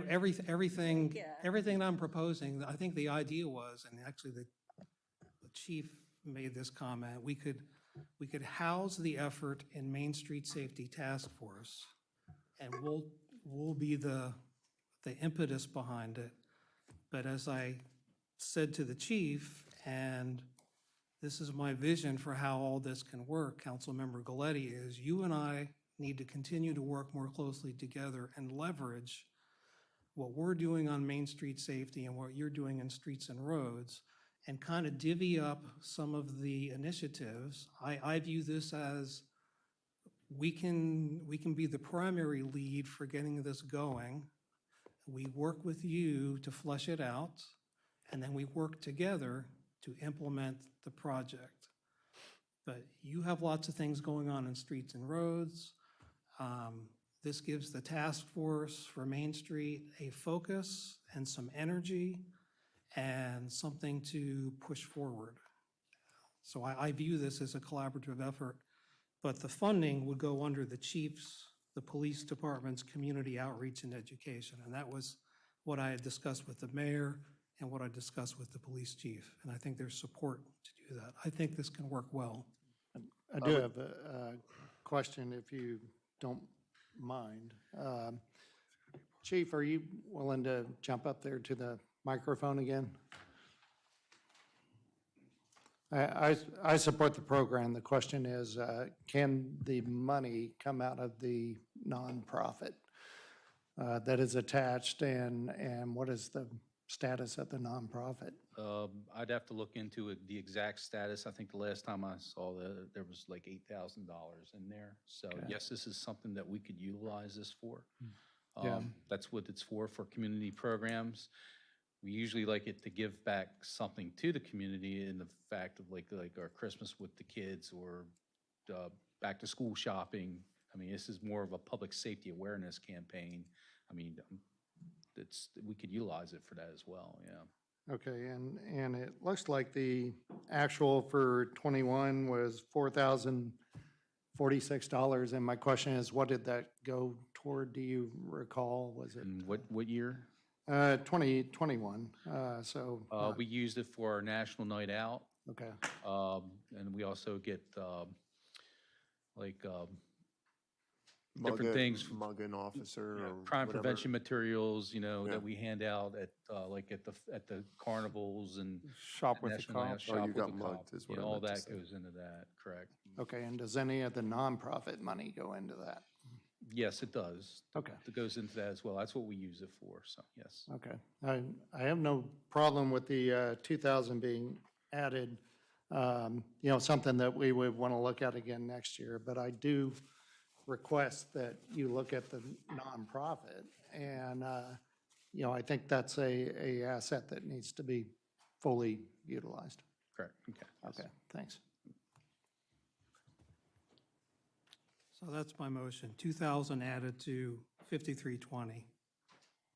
And we would, and Chief and I talked about that, we would leverage and piggyback. I mean, the chief does certain promotional safety events throughout the year. We want to leverage on one of those, for example, to get the maximum benefits.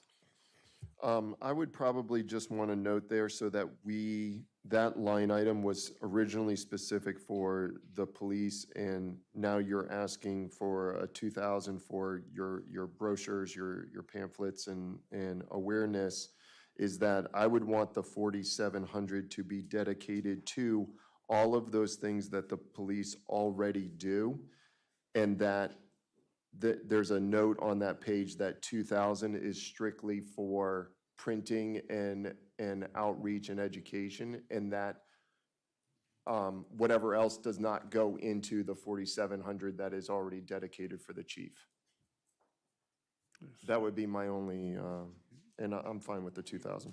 Yeah, I'm fine with it, but are you saying the extra 2,000 goes into the safe street So program? without making this such a big thing, Yeah, I'm not- but Stephen and the task force cannot now spend $3,000, or the chief cannot spend $6,000. Okay. That Stephen uses that $2,000 Extra. saying, hey, I would like pamphlets to be given to education and outreach. Stephen cannot spend over, I'm not saying it's Stephen's money, but what I'm saying is that money that's being allotted for it, he cannot, or the group or the task force cannot go over the 2,000. So I just want to comment in there. Yes. That just says 2,000 for extra educational materials. Yeah. Can I ask, does everybody have a copy of the police chief's budget? Or so if you go to page 15, community outreach and education is detailed, that 4,700 is broken down. So possibly that's where it would address your concern, the line item can go on there, that it's going to be the 2,000 for the, Right, I just want to comment, that's all. yeah. So if we detail that in the chief's budget, then it's got its own line item, and then they're not going to be able to spend above. Okay. An extra 2,000, correct? Extra. In addition, Okay, does all right, this will detail the 4,700 for you? Yeah, oh, yeah, I saw that. So get an extra line item in there for the 2,000. 2,000, okay, that's what I was trying to figure out, if the way Council President comment was, if it was an extra 2,000, or we were taking the 2,000 out of the 4,700, but it sounds like it's just an extra 2,000 now. Okay, You could call it Safe Streets Awareness Campaign. That would be a good line item title. Steve, just to clarify though, it's not going to be focused just on Main Street, right? Like the campaign. That is correct. That is correct. But it's another, I mean, just to make a plug, it's another example of how you start up a task force, you get some new ideas, you get some innovative ideas, and then you say, hey, this will help Main Street, but we can also, this can be a good thing for the whole town. That's why I would work closely Okay. with Councilmember Gleddy. All right, it sounds like I don't hear any haggling, so I guess we're good on the 2,000. now that's 67. No one's changing the Mount Airy Volunteer Fire Company money, right? Yeah. Just asking. I do want to note on that, the extra 12,500 for this is the last year for that contribution. So next year, that won't be in there. Say that again. So in the notes, see where it says 12,500 Okay. for 4 years? This Gotcha. is the last year. All right. I say we keep doing it. Since we're on this page, this is going to be I promise I won't talk much more after this, but it's another line item. It's item 509-5311. Wait, 509? It's under town police force. Police equipment, uniforms, and gear. Why'd you skip that one and go down further? Hey, you know, in my excitement, go ahead. 509, okay, what's the last four? 5311, police equipment, uniforms, gear, equipment. All right. Okay, there's $87,549 in here. I am requesting we add an additional $5,430. And what that money will get you is 2 additional speed awareness display signs where, you know, you drive and it tells you what your speed is, and if you're going over the speed limit, under the speed limit, it gives an indication if you're speeding or not. And the concept here is to have that will cover 2 electronic signs. They're not data logging, they're just educational purposes. And those 2 monitors would go on Main Street. You'd put one at north end and one at the south end, and you can move them around so that there's always education and awareness on Main Street. So when there's not enforcement, there's awareness of the driver. And studies have shown that they are very effective as a speed reducing mechanism. So this is, again, another item I discussed with the mayor. I discussed this with the chief this morning. He was supportive of putting them dedicated to Main Street, and that's what I'm proposing adding. It may be in there, Katie. Yeah, on the There's already streets and 2 in roads. there.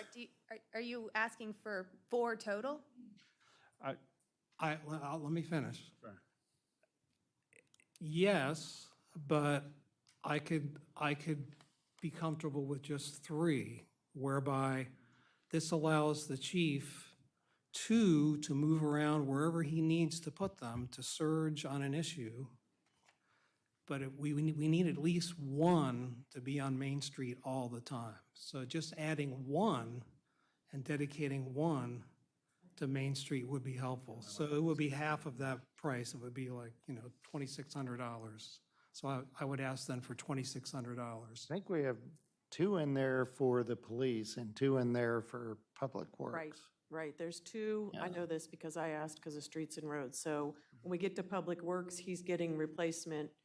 The chief already has 2 in there that the chief and the corporal are going to be moving around based on our data. Right. So you're asking for, it would be not one of those, what did we end up replacing for Brian, 1 or 2? Just, so he has 1 in the budget, in our current budget, Right. and he has 1 for next year. Okay, so in this budget that we're approving now, he's got 1. Yeah. And the chief is getting 2 more, so that's our 3. So you're asking, so what Steve's asking for is totally separate. It would be 2, 1 at, and I agree with you, 1 at North Main and 1 at South Main, so I don't know how you would determine if we want them. Well, For that's why, example, we have permanent signs over in Wildwood in our senior housing. As people go zooming through there, it's monitoring to catch them. So you're talking about something like that that stays over there for the Yes. north and south end of Main Street. I would prefer 2 because I think it would be beneficial because it's such a long road with And I different agree, I'd have speeds. to agree with that. It's just in addition to, it's not taking away the 2 the chief is Exactly. getting, and it's not taking away Brian's replacement. Right. I think that answered your That question, would be Councilman Munder. 5430 Yeah. for 2, yes. Do you have comments, No, concerns? no, Do you Councilman- want it or not want it? I don't mind it. I'm a no. My question is, are you talking about data collection or No. strictly? Just, And then that's the Education. question I have, Katie, too. Thank you, Mayor. And maybe Brian can answer this. So is it going to be the same cost for one like over at Wildwood that's just going to flash the speed? It's not going to collect data. But let me preface that by saying that is not going to stop us from putting the data collection ones on Main Street. Right. We will still be putting them in target areas. But are they going to be the same cost? So I think the one that you're talking about, that it's in Wildwood, is that like a solar one? Okay, that one's completely different than the ones that they're talking about. The ones that they have budgeted, collect data, they would be better to speak on them, but they're totally different. No, I'm not talking about the ones the chief wants. The chief is getting the ones that he can collect or not collect. Right, I don't know how much the ones that are in the chief's budget right now, the two for Right, 5430 we want are that. data collecting ones. Right, now the one So that the one- Councilman Demoter's wanting, he doesn't want to collect data, so would it be possibly cheaper? Yeah. Would they That be cheaper? Okay. It would, right, chief? It would, yeah, yes. So it would be a good amount cheaper. Can't really give you a quote because I didn't price them, but it won't have the data collection capability. Right. If we're looking just for an educational It's an awareness. those people in current, without data collection, it's going to be And he's going to kill me, but let me ask, Brian, do you know, they're going to be cheaper if we don't collect data, correct? You've been dealing with these things for 20 years. Yeah, I mean, the white boxes we have, they average 1,800, so you're talking a lot less than what you're looking at, so. Yeah, I mean, the main, I think it would be very important to have at least one that's always on Main Street somewhere. I think two would really be the way to go, but if you can only do one, then let's at least put one out there. And I wonder whether, for the price difference, you would want something that could collect data also, because then you can always be collecting data on Main Street. Stephen, is this something you can do a little bit more research into and then bring back to us? Well, I think, I don't know that much more research needs to be done. We're basically saying, if we just got one monitor, it would be about $2,600, and that one would also collect data. So I would be comfortable even just at least getting one that could be dedicated to Main Street all the time, and that would cost you $2,600. Is that right, Chief? I think he just said about 1,800, Brian. No, Johnson. No, if it collects data, Oh, data. the kind you're already getting, Chief. Right, I think it's roughly around 2,600. So There you go. Can I make a suggestion? You're asking us to give you a lot of money for the task force all at once, but we need to know that at least one of these things work before we continue to dump more money into it. Like, we've got overtime for police officers, we're now doing, a Safe Streets campaign where we're printing stuff, and now we want speed awareness lights. Like, we already have this equipment, can we not share it and make use for 1 year to see if this pays out? I didn't think $2,600 was a big lift for the payoff you're going to get out of it. We're only on page 7. I mean, we've got, maybe we can come Well, I back to it understand. later. Like, I mean, meaning, like, we've got to, Mhm. I mean, Carl could ask for 200,000. You know what I mean? Like, Not really, yeah, nothing you know yet. what I mean? Like, I got to tell you, I'm not asking for anything, so that's why I'm very interested in these conversations. So what we're looking at right now is about $2,700 to get it to do the data. Yes. Record the data. Then we've got to get our staff to read the data. He's asking if he can get the, what did Brian say, 1,600? he said 1,800. 1,800 for the awareness part. I don't have a problem with getting the ones for the awareness and start with that. Let's do that. So let's get one of those. Get If one you of guys are those. okay with that, for awareness. I personally think you're going to end up wanting two. I one of agree. both, I agree. But if you guys are comfortable getting one for 1,800 to help with the awareness, and we'll be able to actually give you a quantitative feedback when we do our studies on Main Street and see that there's any difference in that area after that sign goes up. And I like the idea, the notion that they will be dedicated to Main Street. I'm not going to get into argument of data collection versus non-data collection just yet.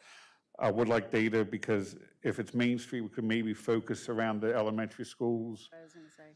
to try and lower the speed and then say, because we always get comments, well, speed cameras, this and that. So maybe, and for speed cameras, they have to be in front of school zones, it's a state road, but if we have data to support that, or say there's a lot of people speeding fast in front of school zones, that may help us do that. But no, I think on Main Street, it's a good thought, it's a good start, and go from there.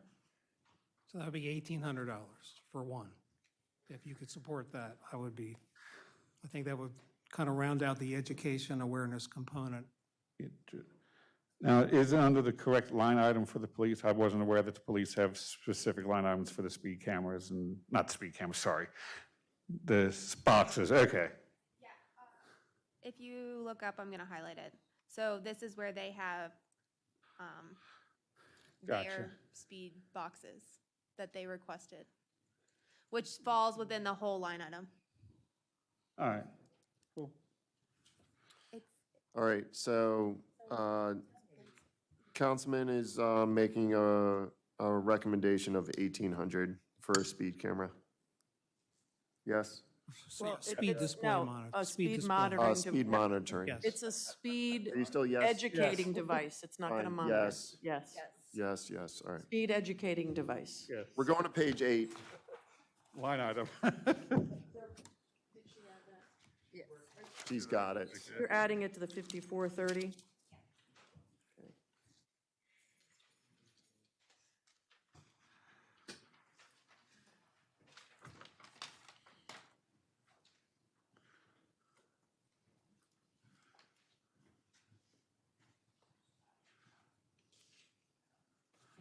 Are we on the sanitation? We're on sanitation. You can't change any of these numbers. No. Literally, you can't. I know we can't. It's it's a service, we kind of fixed. I meant that in the nicest way possible. I know, don't worry. You still want your stuff. Leave it alone. All right, page 9, Streets and Roads Department expenses. This starts with salary, wages, Roads Department.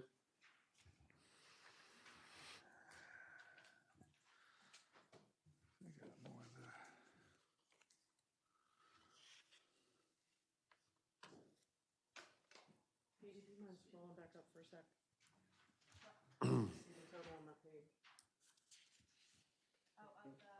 The 2045 at the grand subtotal for public safety. I got that. Keep going. Yep, right there. 2045657. Thank you.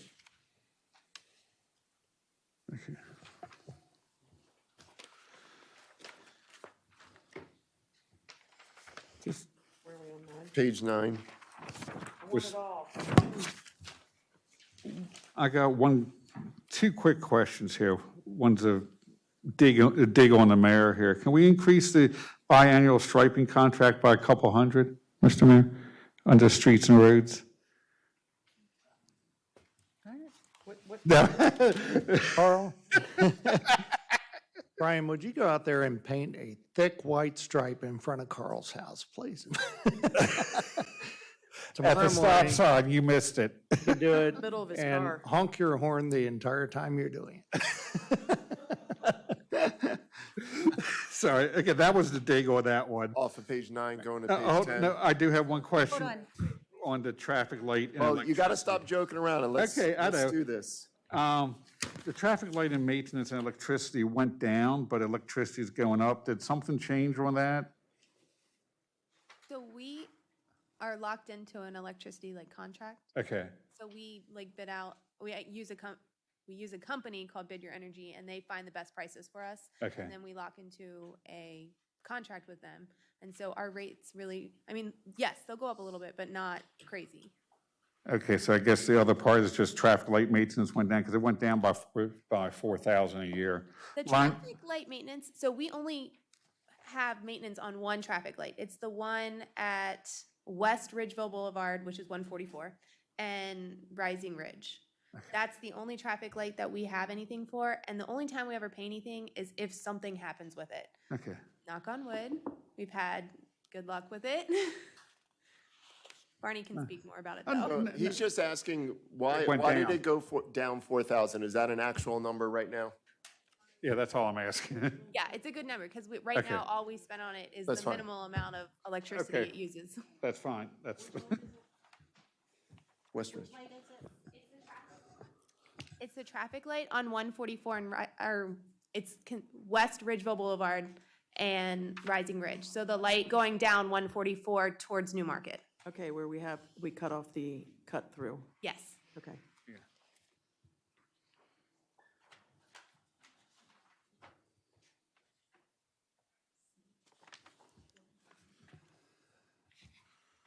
So for Parks and Rec, I want to bring up Summit Ridge Playground.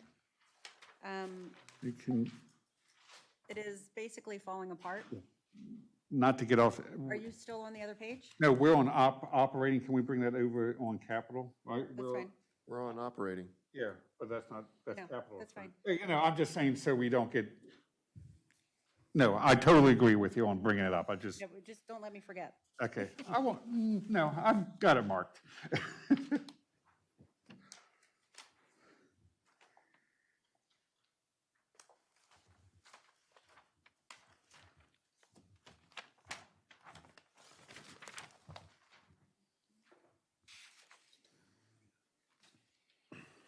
Final call, page 10.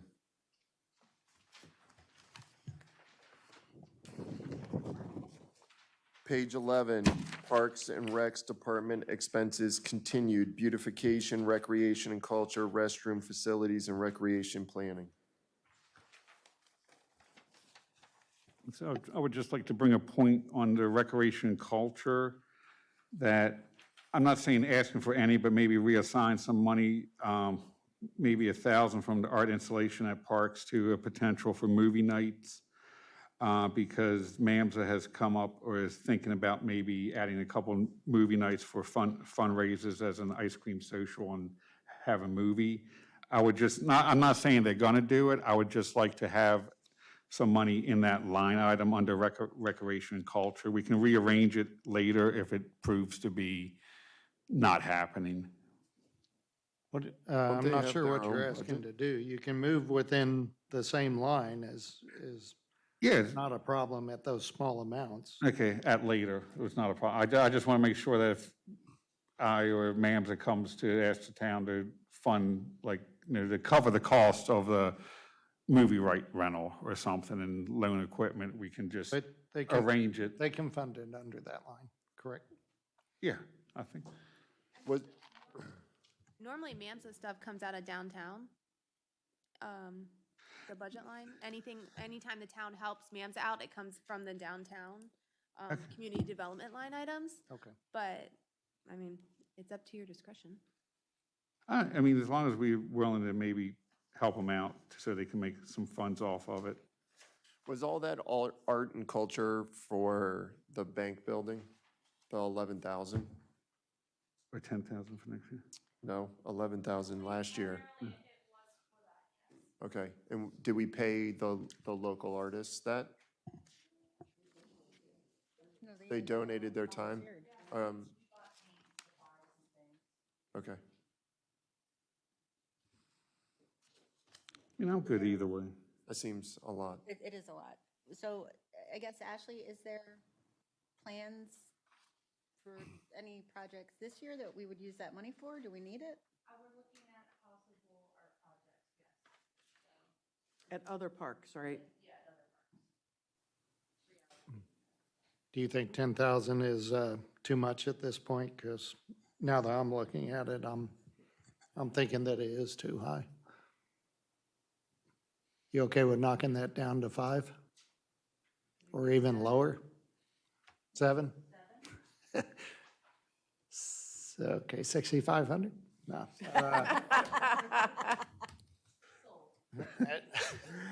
He was gonna go 7, girl. Listen, it's an entire budget line, so we can move things around. Why Yeah. don't we knock it down to 5,000 and then maybe programs or something, it'll all balance out in the end. So if the council's okay with it. I had actually written down 7. I was okay with 7 For the art installation. What is the council? for the want? arts and culture. Stephen, 5 or 7? 7. Carl? 7. Thank you. All right, I'm at 7. I'll go 7. All right, 7. Okay. Now, are we adding something to movie nights? That's what I was trying to That's a figure out zero. there. That's You can move You can money move in around there, that okay. line. Yeah, just unsettling to see 0. okay, okay. Well, we But gotta we make up the already have the difference. equipment. It would just be the DVD right. Yeah, I mean, that's all you would have to pay for. yeah. Okay. And then there's a note in there, Melissa zeroed this out because DHG Gives is doing this for the, is doing movie nights for the community now. So that's why she zeroed that out. Dan Hazabri Group Oh, yeah. gives. I didn't know what that stood for. Dan Hazabri Group gives, that's the nonprofit portion of them. I think he has his own equipment too, Yes. Okay, so, so new totals. all right. Page 12, planning and zoning expenses. Ooh, it's gonna be me. While you're looking at it, I just want to, I don't mean to be short with anybody. I just want to keep this going. I don't want to be here till 11 o'clock, so I apologize. We looked over this, and it's pretty much just more regular operating expenses, no real capital or anything, so. Yeah, I have an item. It's, I think we're on the page. It's item 518-5427, consulting fees. Go ahead. And so right now it says 0, and I'm proposing putting in $10,000. And this is, again, something that I raised as a suggestion to the mayor. And I think the mayor has discussed this with the planning commission. And I think we need to get it into the budget to allow it to move forward as a placeholder. This $10,000 would be to support looking at pre-conceptual site plans all the way through different phases of development plans as part of the review process. If you look at our mixed-use ordinance, it says that the Planning Commission may utilize outside consultants in terms of architectural engineers, a planner, et cetera, to aid the town in reviewing proposed development plans. So this $10,000 would be put in to provide a resource to the commission and really to the council as well, in providing an external set of eyes to make sure we're getting the best possible mixed-use design for example, the Beck property, to name one. That we're getting the best product we can that has all the features of what a mixed-use development is supposed to be per our mixed-use code. So that's what that consulting fee is for, and I think the mayor supports this, and I believe the planning commission chair seemed open to it as well. Do you want to speak to that, Mayor? or- Yeah, I think I don't want to speak for the planning commission chair, but the planning commission is going to put it on their agenda for the May 23rd meeting and discuss it, and I fully support having the $10,000. I think that's a good amount, and the scenario I anticipate is the possibility of holding, once we come up with a pre-concept sketch plan, that would go to the consultant. They could sniff it for a couple hours for an hourly rate and return a paper to us that with some ideas, concepts, thoughts, and that would not only aid the planning commission, but aid the council when you guys have to vote on that pre-concept sketch plan. The other important thing that I left out was, this is a charge that is charged to the developer. So we would pay for this. I guess the way it might work is we pay up front, but then the developer would pay for those fees. That's the way the code. In the end, Yes. yeah, it's the same as legal fees. The developer at the end of the process pays for the legal fees, and they would pay for the consultant fees as well. So I totally support this being in the budget. I mean, I don't mind it as a placeholder. If you're good with the 10,000, just some form of comment in the line saying this is for consulting regarding MXD, could go up or down, that type of stuff. Just a comment to kind of like more say what the 10,000 specifically is supposed to be used for. But why would it go up or down? I mean, if it goes up, it needs to come back for a budget amendment. Yes. yeah, I'm just saying, like, if it changes or it goes down, just more as a placeholder, not saying it's going to go up. I'm just saying just to put a comment in, that's all. I'm not saying it's going to go up, because it's going to be based on an hourly fee and contracts and everything But else. is this for the planning commission to decide? They have to It's- talk about it and they have to vote on it. So Yes. if they don't say, yes, we want to do this, then it goes away. Well, in the big picture of things, I mean, if Tom were here, I could ask him directly, but potentially this could be used for Green Tree as well, as they go to creating a final concept plan. Yeah, no, I mean, I love the idea. Yeah. I'm just sort of procedure wise, like, is that's it something that the planning commission has to vote on? I wouldn't do it unless the planning commission wanted to have it. I would think that the council would want to have this as cover. I mean, you're gonna have a independent consultant taking a look at the pre-concept sketch plan before this council has to vote on that. So can I ask you a question, Councilmember Demoter? So you said a consultant for the external set of eyes to look at any pre-concept plan. So any pre-concept plan from here forward, not just MXD, but any pre-concept plan. The specific thing Get that that, extra set of eyes like the the mayor. specific thing that triggered me for this was reading the MXD ordinance that says that's a resource we can get. And understanding, we just had that joint workshop with the Planning Commission on the Beck property. You heard my comments, and I think I heard from several other members, that the current pre-concept sketch plan is not aspiring to be what we want it to be for Mount Right, Airy. And right. so, and for the Planning Commission, I mean, this is all new to us, it's new to them, mixed use is new.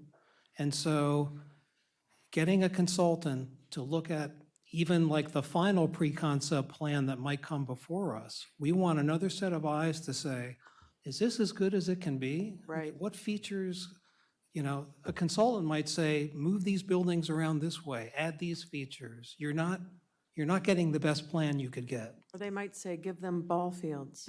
They might say that.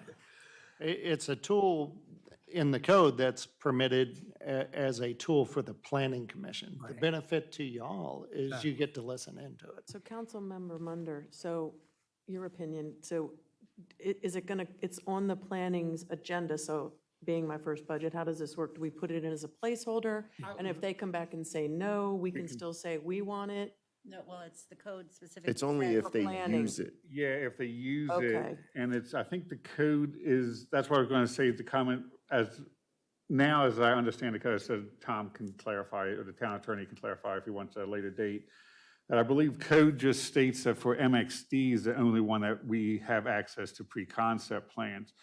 So I would say under the comment on the consultant, unless something changes, it's like review of pre-concept development plans related to MXD or MXUCC developments, because where Beck and Green Tree are, they're both MX mixed-use developments, but they're a little bit different in the zoning and the code. So if the comment can say, for pre-concept development, for review of whatever, the pre-concept development plans related to MXD and MXU-CC.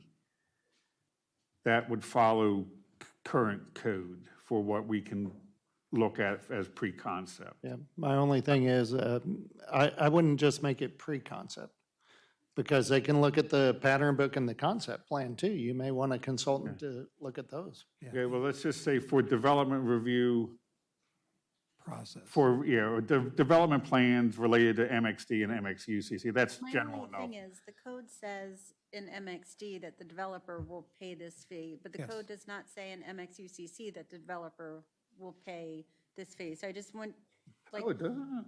right? Does it? I'd have No. to We have to go look back at and look at it. MXUCC. I'm not 100% sure. I know in think we MXD put it it's in there. in MXD. Yeah, let's just put it that, and we can change it later, Well, because. I mean, it's just a note. It's just a note. And, you know, Because when you start talking MXD and MXUC, things get convoluted because they both kind of fall under the same section and this and that. So, I mean, that's a good general note, and we can Define it. change it. Yeah, I don't see it I don't see it under MXUCC. I do see it under the MXD. What the develop, The requirement for that, enforcing it Enforcing a consultant, I don't see it underneath the MXUCC. It's only an MXD. Okay. So, Okay. I mean, you can put it there as wording, but I don't know if that's accurate. I guess my point was, just keep in mind that we're going to pay for one, but we'll get reimbursed for the other, I guess is the point. Okay, That's a good point. Yep. I got you. And to the mayor's point, I think since you have it up, John, but I think the ordinance says throughout the development process, a consultant. So it wouldn't just be for the pre-concept. You may want to utilize them for the next step. Yeah, I didn't say that. I was talking about the MXUCC. Oh, I understand. Yeah, I'm just highlighting that it, per the code, it could be used for more than just the pre-concept. Are you okay with the 10? Yeah. Yeah.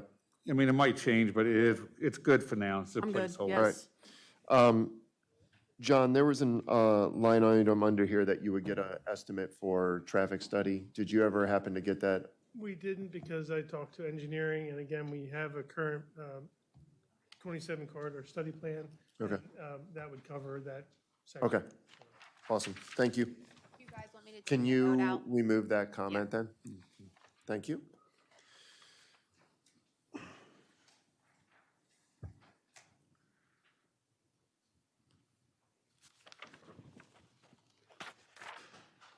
All right, nothing else on page 12, moving to page 13. Community Development, Communications, Events, and Parks Administration Expenses.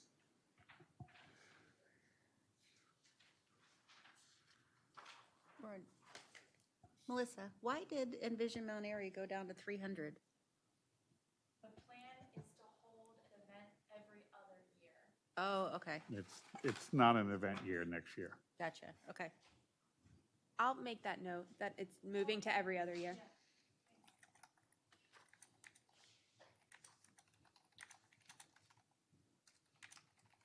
Melissa, do we have to do any more reprinting of that book? Is that going to be, are we out of issues of that current? Four left. They snailed. Okay. It's online. Okay. So, and we're actively keeping up, I would say quarterly, an update of the vacancies to the best of our abilities online anyways. So the book won't need to be printed until the event. All right. Nothing else on page 13? Moving to page 14, this is a continuation starting with downtown revitalization expenses.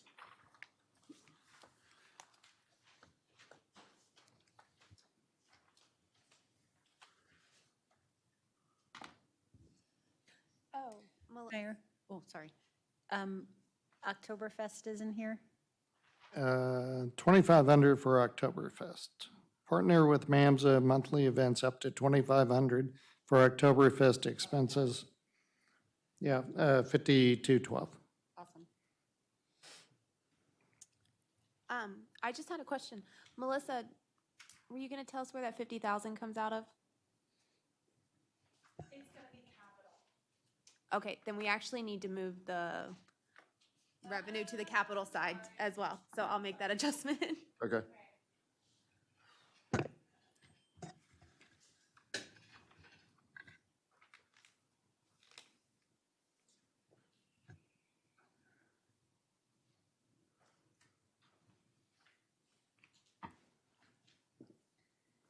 Is our contribution to the Main Street Association now only 2,500 and not 10,000? That's correct. We did 10,000 last year as a special. Do you remember Kelly came and asked us? No, I know that. Yeah. There's more to that story, too. If you look above there, you see 7,500 going toward the farmer's market. So Okay. in effect, they were getting more than 10,000. Yeah.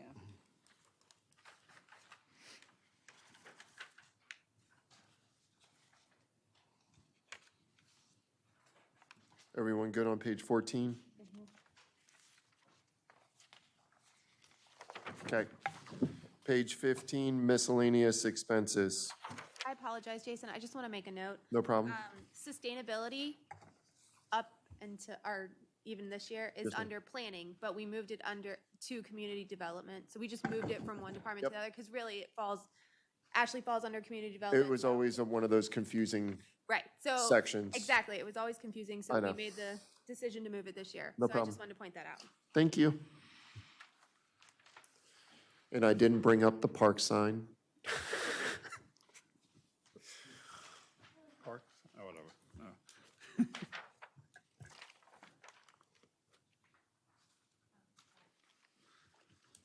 You can't really touch anything on page 15. Oh, 16, yeah. Now I see why, okay. until I saw the categories, I apologize. Same. So we're on the summary, right? We are on the summary. So that's all Obviously, Katie's some of area. these numbers have now changed. Yeah, so it's- And then we can get a fresh copy later. Okay. So our new bottom line for operating Oh, thank you. is negative 16,179. So that means we'll reduce the amount that we transfer over to the capital side. So instead of transferring 134, we'll transfer 116, and I can fix that. Okay.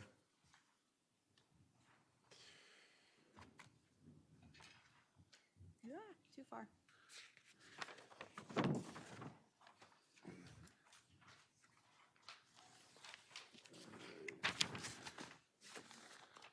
While Katie does the math on that, we're on page 1 of the general fund capital.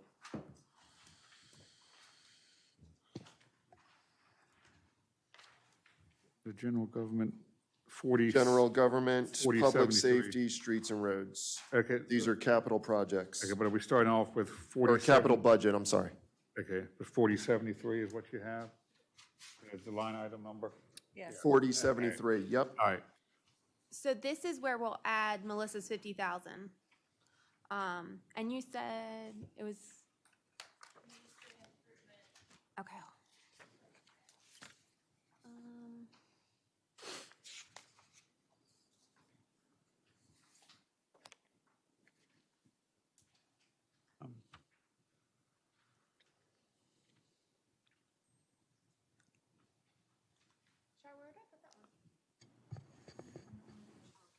Could I just ask you one thing, Katie? She's doing something else. Yep, when she gets done. What you got, Lynn? So how, I mean, what's your question, maybe? it is 50,000, but it's on the, it's a Main Street grant, so Oh, what's, okay. I'm doing it. and each, All right. Okay. You got spell check. Does anyone else, council, have any questions on page 1? I know, but now they have. Perfect. funding for it. So where would I put the Hold on, I funding? think Steve. Well, just a quick question. Are you on streets and roads? What's the Yes. line item? 0004053, state grant for Center Street. And just to make it easier, just read the last 4 digits. Okay, 4053. Thank you. Is this still something in the works, or what is this? Is it a placeholder? Is this real? This is, David, this is the 500,000 that was brought to us from the bond bill, correct? Yeah, and so this is money that was in there, and I assume we haven't, Hey, David. okay, so it's going in the budget for next year so we can utilize it. Do we have the expiration date yet for the bond? When do we need to spend it? Is it next year? Okay. Okay.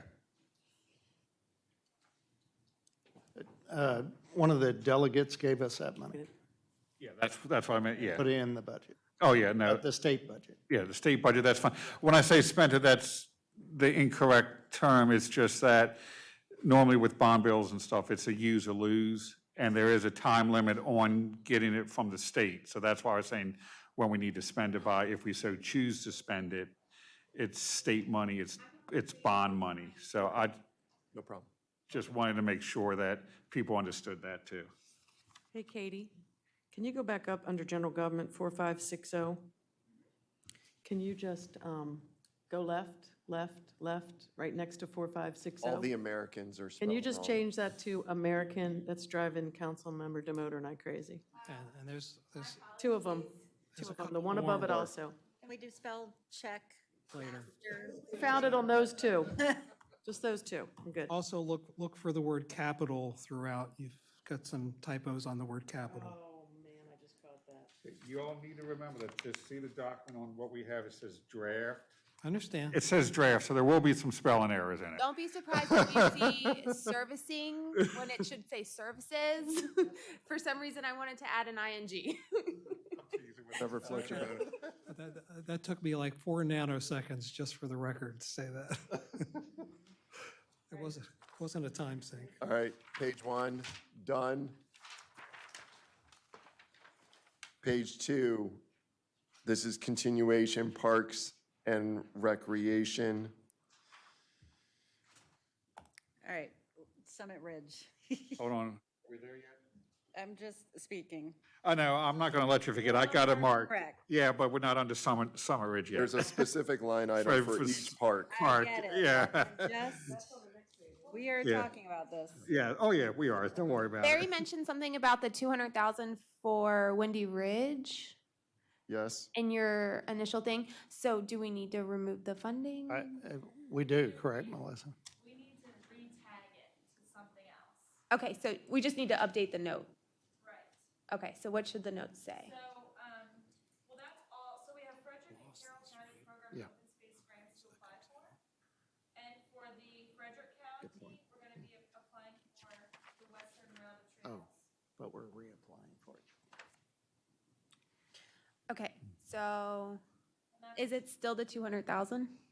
Still 200,000. I'm looking at Ashley because she's the one writing that. Yes, still at 200,000.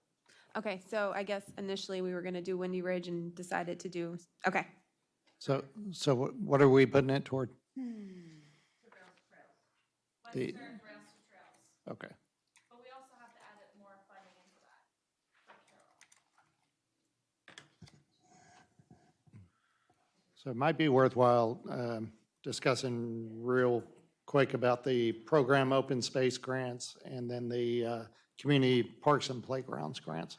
So the program open space on Carroll County, we are currently looking at Summit Ridge. Okay, which leads into what you're going to be talking about, Councilwoman Reed. On the Frederick County side, we wanted to put that toward Rails to Trails in case we did not, were not able to get added funding to encapsulate that soil, although I'm not 100% sure how successful we'd be at swapping the verbiage that we put in that grant. The community parks and playgrounds, which comes out in, or we apply for in August, we're looking at these Prospect Park Pavilion and area around there. And then on the Carroll County side, we're looking at paving after the boardwalk on the Rails to Trails project because we're obligated to make that ADA compatible after the boardwalk's done at some point. So that's where we're at. And then we have some ideas about the Watkins Play Place as well for this fiscal year to try to assist in getting that done. So, but take it away, enjoy. Council member, I think Melissa still had something to add to it. Oh, I'm just listening. Oh, okay. I'm sorry. I think there's probably a lot to talk about. yeah, our problem is we don't know what we're going to be getting through those grants. So we actually don't have, although you have factored in the 200,000, is that across both counties? I think we could bump up that program open space to $420,000. And that would give us a buffer. And that would be Frederick and Carroll. Both. You guys feel pretty confident about that? I think that's probably more than we'll receive, but we just don't know. Okay. And then they're normally awarded in October-ish is when we know that? No, later than that, okay. January. Okay, Okay, so That's a 75-25 match. okay. Can we wait till that's approved and do an amendment? We can do that. We can do it as budget amendments after we, Instead of taking it out at the end of the year, like we're gonna do this year for a lot of things. would the council rather do that? What do we want to leave it at right now? That, just leave it at 200 where it's at, and then if we get more money, we do a budget amendment for it? That sounds good. Okay, let's do that. Until we know the specifics. And what you may want to add to the note, as well as Rails to Trails west of Main Street, which is the Frederick County side, is the Summit Ridge Playground. Or does that go somewhere else? I'm sorry. The Summit Ridge Playground, we're going to do program open space. But do we have a number, do we know the exact number we're going for? No. Well, okay. Okay, so 220? Yeah, we can, I mean, we can add that, 220. So, I mean, that's what would bring it up to 420.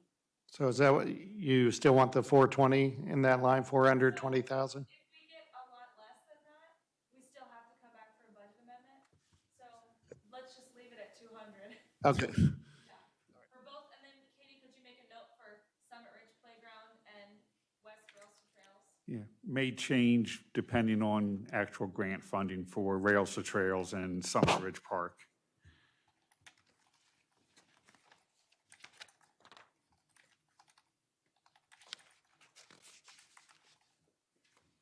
Okay, oh, my note is really small, hold on. So I put applying for 220,000 grant for Summit Ridge, let me add park. Park, we'll do budget amendment if awarded to town. That's fine, thank you.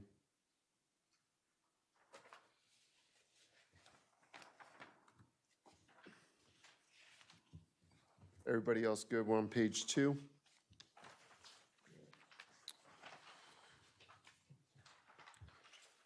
Moving to page 3, this is transfers from reserves to fund capital projects and purchases.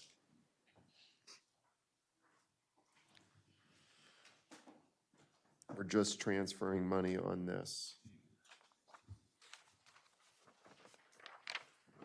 Okay. Page 4, general fund, capital projects and purchases. This is general government.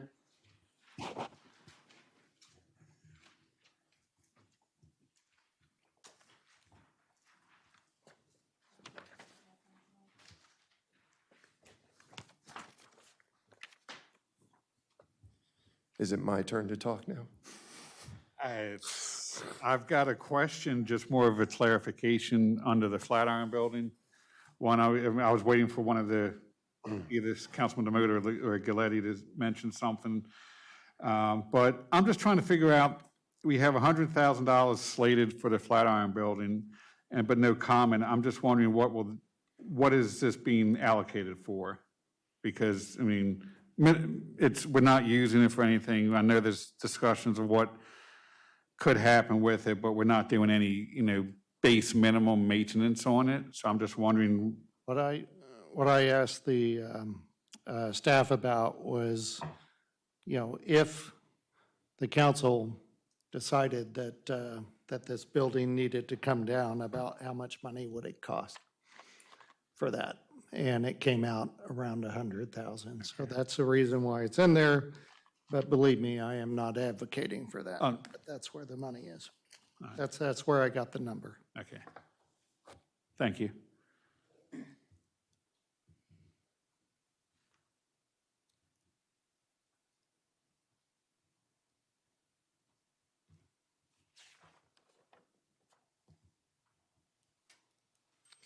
And in taking a look at that 100,000, last year, I made a possible bid of 250,000. And it wasn't until we just started to get around with everything else that would happen. We spent 40,000 on design collectives, plans to figure out what to do with the building. And I would simply ask, I'm not even going to ask for the 110, but just an additional 100,000 to make that line item a total of 200,000, that whatever future holds of the Flatiron Building, that we have that money to make that building either safe or to clean up the site, or to clean up the site and begin plans on its future. I appreciate the 100,000 for the, what was categorized as a demolition. And we don't even know if that's what the outcome is going to be. But so that a future budget amendment would not have to be passed, I'm going to ask the council for an additional 100,000 to be put onto that line item to, once again, either make it safe, to demo and clean it up, or 3, demo, clean it up, and make it so that we have plans moving forward. So that's what I'm asking for. And I support that addition. And I was trying to understand why we went from 250 down to 100, because when again, still learning the process, but when I talked to our budget folks, they said, well, usually if money isn't spent, typically that same amount is kind of put in for the next year as well. So I was surprised that that went down so much. And I think a good way to capture this in the description might just be to support option 1 through 4 upon its selection, because I think what we're doing is, I understand we have 4 options that the council will be considering for that building, and hopefully we're going to make a decision on that eminently, and whatever option we pick, the $200,000 would go towards supporting that option. Does that make sense? So that might be a better description.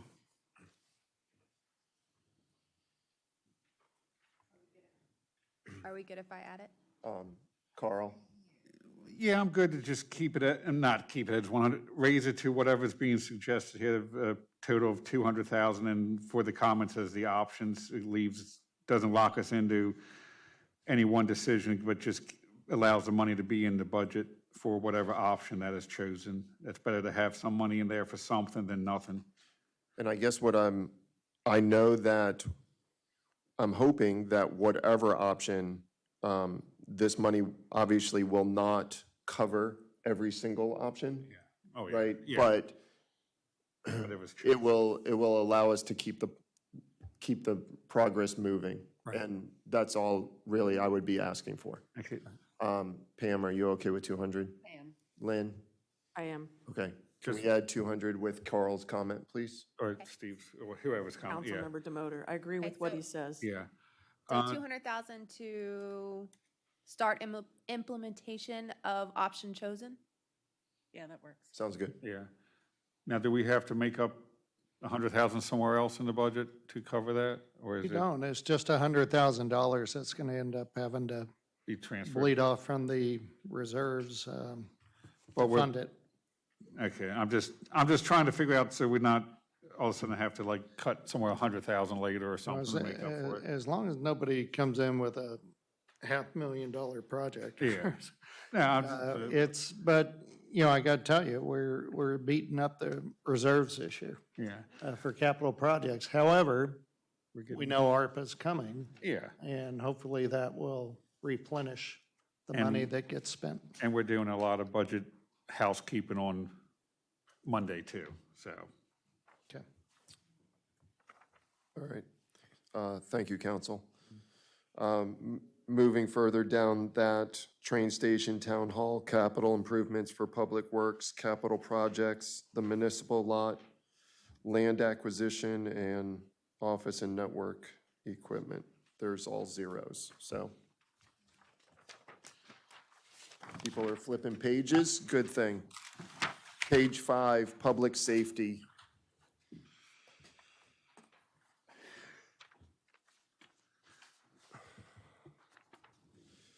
2 new police vehicles with uplifting. Chief, You said uplifting. oh, upfitting, sorry, I meant to say upfitting, I apologize. Chief, I know that we are using one of the other vehicles possibly for the code enforcer.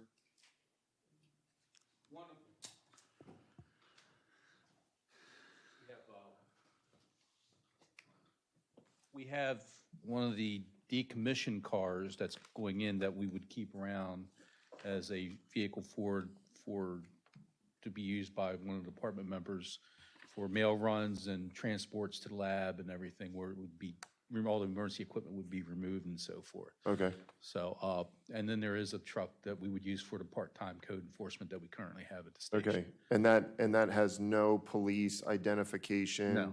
Nothing on that? Nothing on it. Okay.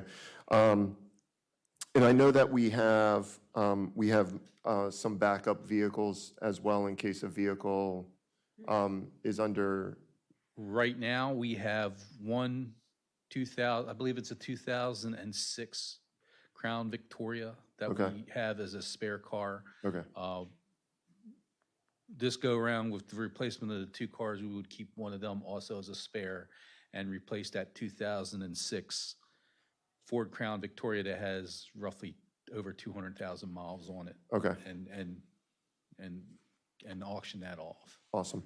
I'm not going to, my job here is not to tell you how to use the vehicles in whichever fashion, but that we just be careful with the vehicle that's labeled K-9.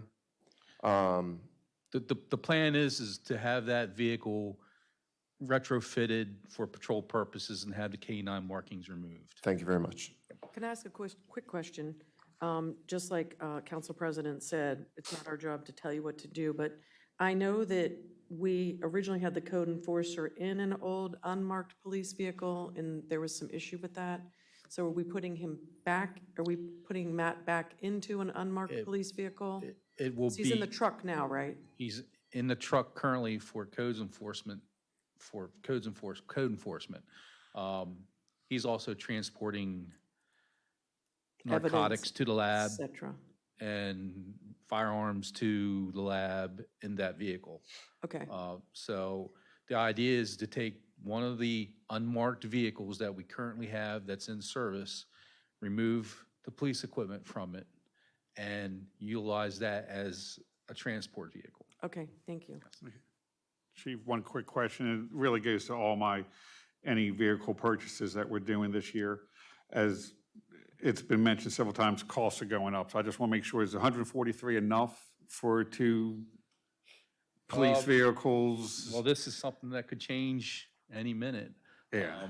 It's best guess or hypothesis at this point from the quotes that we received from the manufacturers. I know They are purchased on a state contract. Okay, so state contract. That's usually the best pricing. Yeah, oh, yeah, no, I'm totally aware of that and understand it. So are we trying to get, say, once the budget's approved due to the delivery times also, are we going to try and order as quick as we can to make, if it's like Yes, extended Yes. 12-month delay or something? Well, they have already stopped. I had actually had to give them a letter of intent, basically, to get 2 vehicles for us in the event that we plan to purchase them. So they have been ordered before the deadline. We were given a deadline date as if you wanted a vehicle this year, you had to order it at this point. So we went ahead and said, look, we intend to purchase 2 vehicles from you in reference, to replacement, and they were able to get the order in, and they said if it wasn't approved, we'd be able to, they'd sell it to somebody Oh, else. yeah, okay. Gotcha. Cool, thank you.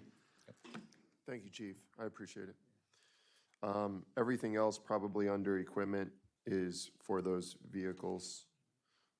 So that's why those costs are there. And Barney will do a budget amendment for the police station when that happens.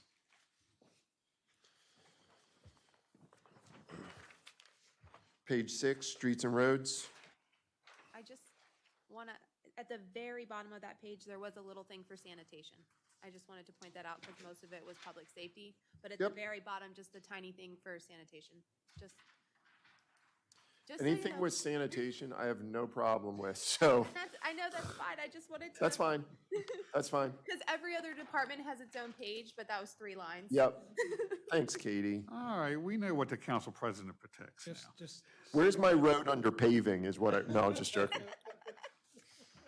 get the spelling of sanitation. Sorry. Too many years of training. I can't be changed. Those are the things that keep council member Demoter and I up at night, okay, y'all? It is. I would get fired for that in my old job. Seriously.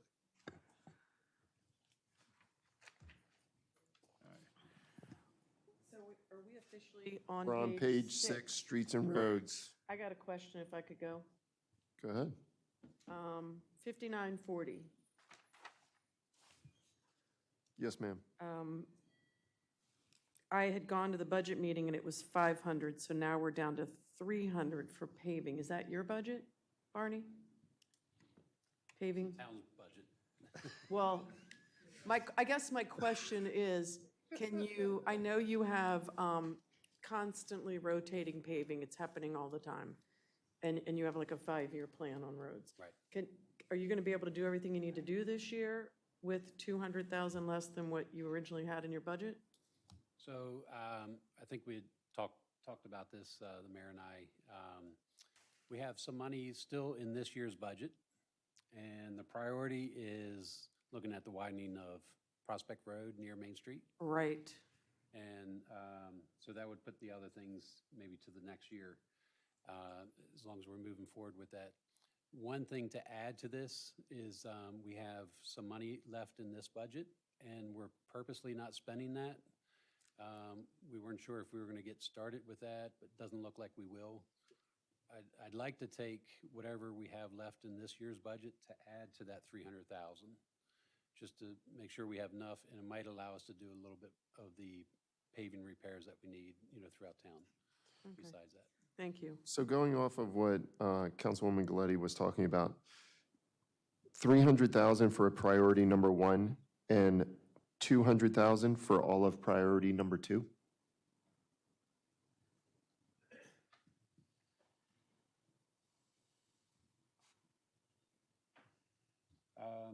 No, again, a lot of these things are, again, earmarked in our 5-year plan. But no, all those things wouldn't get done with the 200,000. Out of priority number 2? Correct. Out of priority number 2, what is the most need to the town? Because I see Backacre Circle sections, Brittany Manor's back in that area. You have Village Oaks. What, Veterans Lane, what out of here would, instead of pushing off, we're gonna push off that year, something else is gonna come up, we're gonna push off another year?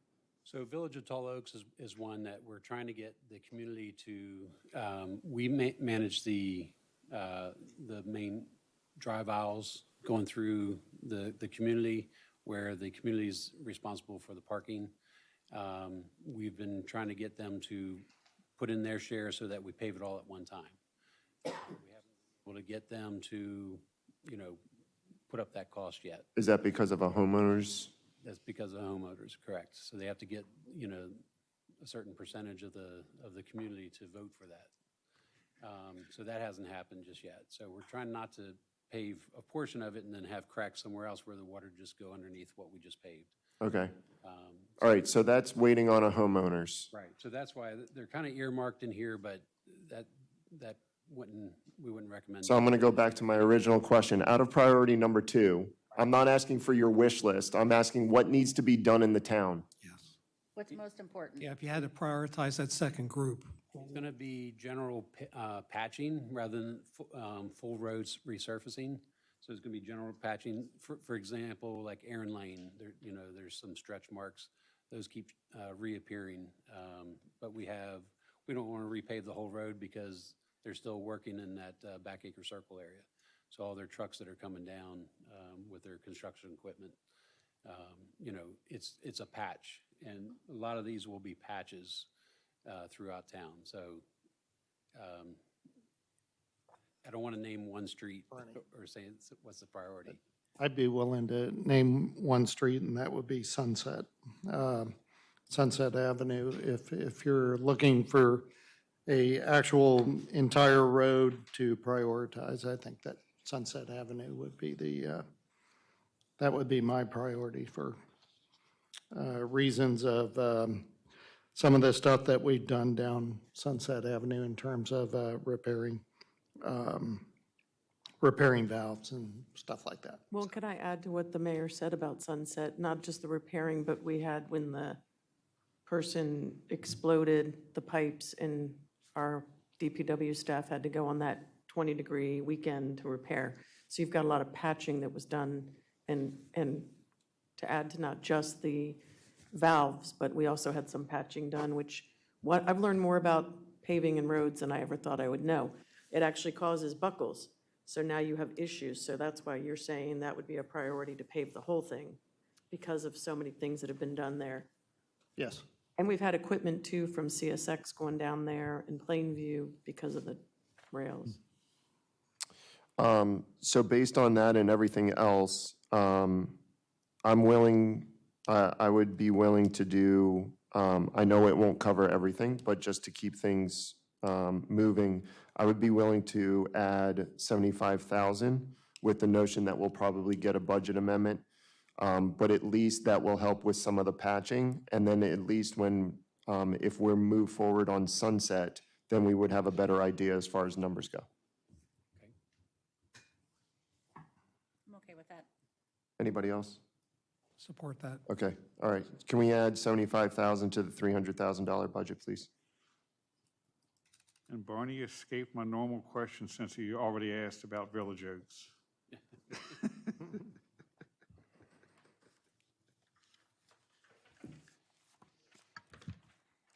All right. Anything else?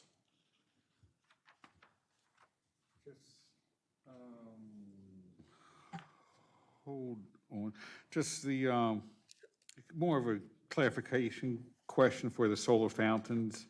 I've already contacted Barney about, and I'm understanding that 10,000 of that is a grant for mosquito, when there's solar fountains for the stormwater management pond, for mosquito control and stuff. If they, for some reason, don't come in for this year's summer mosquito season, are we still planning on spraying the stormwater management ponds for insect control or anything else? Actually, I don't know, Brian, do you have a schedule when they spray for, like Wildwood? I haven't either, so I don't know who's handling it right now. Okay. I was just gonna say, Monica did used to handle that, and I don't think it's been done since she left. Is that right? Okay. Is the solar fountains to keep, can you explain? Like, is it to keep water moving so So yeah, if the water's mosquitoes can't- stagnant, I mean, that's what draws mosquitoes. I got If that it's part. moving, then that generally keeps them away. Okay. And is there water, like, sitting in East-West Wildwood Twin Ridge, or are they dry? So east-west, a very new pond that we put in, that's a wet pond. Okay. Stays wet all the time. Okay, Twin Ridge, it's a wet pond. It used to be wet on the upper side and the larger area was dry. okay, But now the whole thing is wet. It has 3 deeper sections, but it keeps, you know, a foot of water through the majority of it. okay. Wildwood is something that we took over a few years back. And again, it was just a thought, that's actually not a bad place to add a fountain there. Is that also wet? That is also wet. Okay, Yes, all right. And I've requested one for Nottingham too, if we have extra funding. which is not a bad idea. We kind of left that. I out. wasn't going to mention anything. No, I wasn't. I was just wanted to make No, sure. I know, but before for you got- conflict of interest. I know, but Okay, before. I just wanted to make a point. Okay, thanks. Before you got calls for not mentioning it. I appreciate it. You're welcome. And if we get the grant, that should cover the cost for the Nottingham. Okay. So to keep. Still not that same mentioning amount. it. I have a question. So if we get a grant, we're putting one in Nottingham, so do we need to increase this number? No. And also add the grant on the revenue side? What's It'll the, it'll actually probably cover the Nottingham with that same cost. There was a little bit extra in there, because I don't know, what's it gonna take to set it up for certain. But, so there was a little bit of play in there. Okay, It's probably adequate to cover that as well. are we doing it regardless if we get the grant or not? That's a suggestion. Yeah. That's up to you all. That's How what much was is the grant for? asking about the I think the spring, maximum was too. 10,000. That's what's being applied for. We do a pretty good job getting grants. Yeah. Unless it's Do a you want to, brownfield. do you want to put a condition on it that don't spend the money until we get the grant? I'm okay with it as is. Okay, we'll leave it at 50. I have a question. Should I go ahead and add the 10,000 on the revenue side? Because it's not there for the, do you guys want to add it? Like you said, we have a really good Have we already odds of applied getting for the grants. grant? Yeah, Nancy was just applying for it. It's in the end today. Yeah, I think we should. I would, add. yeah. That one too, I'll have to create Yep. its own thing, so it Okay. won't show here, but I will add that. You know what the name of the grant is? So Katie can write that down? Giant. Giant grant. It's actually out of Pennsylvania, Keep Pennsylvania Beautiful, I think. For some interesting reason, this state of Pennsylvania opened it up to 4 counties in Maryland, and Carroll County was one of them. Nice, okay. Couldn't not apply. Probably because we border Pennsylvania. Well, for sure, yeah. Good enough. That's one good reason. And I requested the. At least they can do because of the Susquehanna. I'm not even going to go on that one. That's a whole General Assembly thing. But I was going to request the fountains to be, timed to lights and music so we can sell tickets and have our own very We're on Bellagio page type thing. 7. We're on page 7, stormwater management And I projects. got to add some jokes to the here. The problem is, the longer we go, I the know. jokes are no longer funny. Okay, all right. Then it just gets awkward. It's just angry. It's angry. Okay, a question on item 5949, the roundabout. Yes, sir. So my question is, and this came up in my conversation with the chief this morning, I asked him about this. And I know there's a design, I guess we have a design and that's set. But I asked the chief, I said, Chief, have you looked at the design?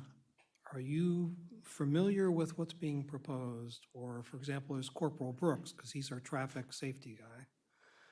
And the chief made it sound like he wasn't that familiar with it, and he's not sure that Corporal Brooks has even really had eyes on it. So my point is, I want to know before we move forward with this, that the people we have in town who enforce our traffic laws and have experience in this will look at it and say, yes, I think that will do what we need it to do for the town. And it's not clear to me that has been signed off, so to speak, by our police department. So I just want to know that it has. Has it, or? There's a copy of it sitting on top of my box. We can go and talk to the police department. Well, can I just add to that? Because when we started talking about the circle in 2019 in Streets and Roads, and one of the very first times you came to, it was virtual because of COVID, in our meeting, and you presented the very first design plan, the chief was in the meeting, so he has seen the beginning of it from a couple years ago. But are we still at about 90% in the design process? That's correct. And about 90% done. It's not complete, but the chief was included in the Okay. beginning, But I so yeah. will also mention that's a good point. that while it is very courteous that we present it to Chief Doug to put his eyes on it, it is not a requirement. The circle is a requirement for safety reasons. And again, it's coming from ARPA money, right? This is what we did at the beginning of the meeting. And I don't question any of that. My point is, I want to see that when it's built, If we get complaints, we don't want some of the complaints coming from within our own government saying, you know, I could have told you that might not have worked, or you should have added this feature. For example, he suggested that in addition to the roundabout, perhaps there's like a median that's needed farther up to still keep people from doing U-turns. So that, it's just due diligence. I want to know if I'm approving this budget, that it's designed in a way that the people who are going to have to enforce that are comfortable that they think it will work. That is my point. Yeah, we can bring them into it. Again, Stephen, like I said, it's sitting, the plan's sitting right up there on top of my file cabinet, and we can, Barney and I can work together and make sure the chief has a full copy of it.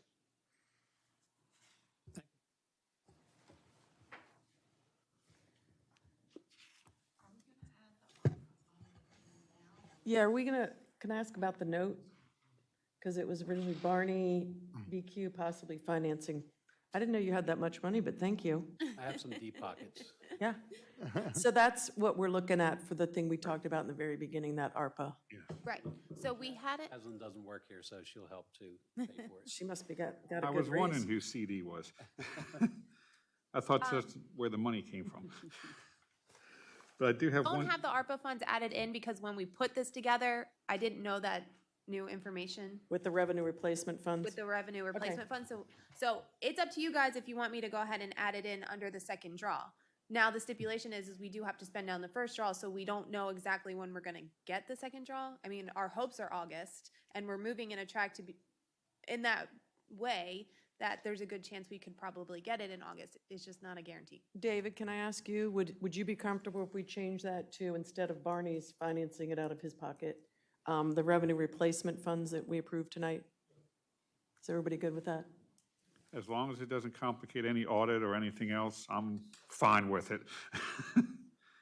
It's just, yeah, no, I'm fine with it. So does that put the 600,000 toward rails and trails in there too, Katie? Yep, I can do that. Okay. All right. I've got one just clarifying question for, under 5960 for the bucket truck. Kind of the same thing I had for the police department. Has it been ordered? Is it enough to cover the cost, the bucket truck, Brian? The 40,000, has it been ordered yet, or is it, we're going to order as quick as we can? That's for a used bucket truck. Oh, no, used, that's what I thought, yeah. To get it still, so. No problem. I mean, so leave it in. If we get it, we get it. If not. I've had two independent companies come in that deal in those types of equipment, and they just throw their hands up. They're like, nobody's budging. We normally get X amount of bucket trucks in from Verizon and Yeah, typical companies, and he said everything is dried up. okay. Nobody's getting rid of any. All right. But is the cost still good, the 40,000 for it? Guarantee not, no. Okay. I mean, you know what the vehicle. Oh, yeah. I personally wouldn't want to spend taxpayers' money to pay an overfloated price. Yeah. For something that's not working. Yeah. No, I agree with you. Our fallback is, do we rent from Little Sparky? Is she the one who has a bucket truck? Who has a bucket truck? Little Sparky. Yeah. So we have a rental Okay. fallback. I mean, as long as we leave something in there, if it becomes something, if we need it, we'll get it. If long, we'll just maybe have to do an amendment to cover the difference. But I just want to make sure if we were up against the wall to get it, but since there's still no availability, I'll leave it at 40. Thank you.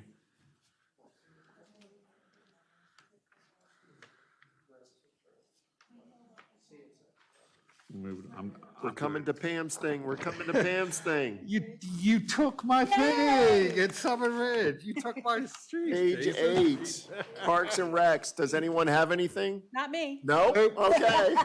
Well, no, now that you meant now.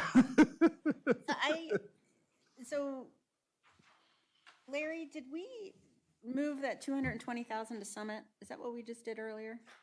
Not to, well, yeah, actually, program open space Right. would fund the Summit Ridge Playground. That's But- the intent. Playground open space is what, Playground? Program open space. yeah. program open space is what we were using for Watkins Play Place, right? We,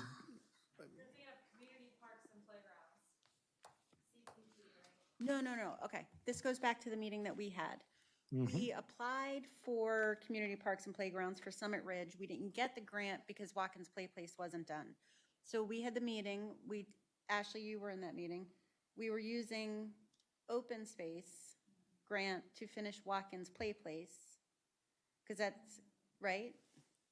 So So I what's, think POS is available for there Summit. is, what we have right now is, and this will require coming to the council at the June meeting, is there's $88,000 in the budget that was geared toward repaving the Wilson Trail.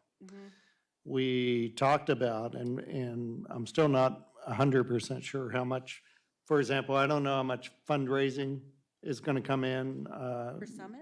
No, for Watkins Play Place. Okay. I don't know exactly, how much money do we need to finish Phase 3 of Watkins So Play Phase Place? 3, this is what we had talked about, and I thought we agreed on. Phase 3 is $100,000. We Okay. were applying for the POS grant, which is 75%, and then Ava's would fundraise the final 25. Okay, so what we came up with is we had $88,000 in this year's budget that was geared toward repaving the Wilson Trail around Watkins Park. But it doesn't sound like we're going to be doing that, according to staff. So the idea was to take that $88,000 and put it toward the Watkins Play Place. Okay? That would get you $88,000 available, and then we would expect your 12. fundraising to, I like Offset that. it. That sounds a lot better than 25. okay? Well, whatever you can do over there, or that nonprofit can do. But that would finish out Phase 3 of the Watkins Play Place, and then we would use program open space to do Summit Ridge. Perfect, okay. But where are you at as far as timing goes for Phase 3? So Phase 3 is, David, we have to talk about this because we have to order the equipment. We would order the equipment at the end of the summer. It sits in a warehouse through the winter, and then it gets installed in the spring of '23. So next spring, the playground will be done. Okay, so I see Charlene and Katie talk to us.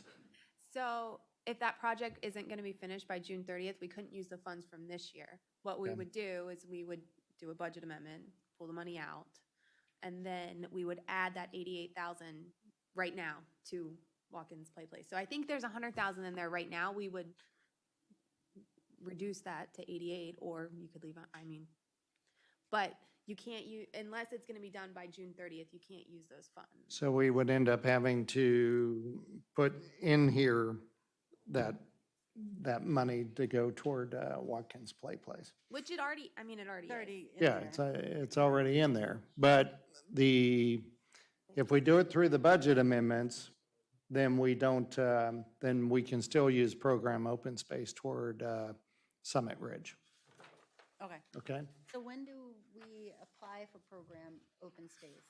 I'm doing it this week now. And then if we get it, when does it get awarded? It's awarded in January-ish and Okay. available next spring, '23.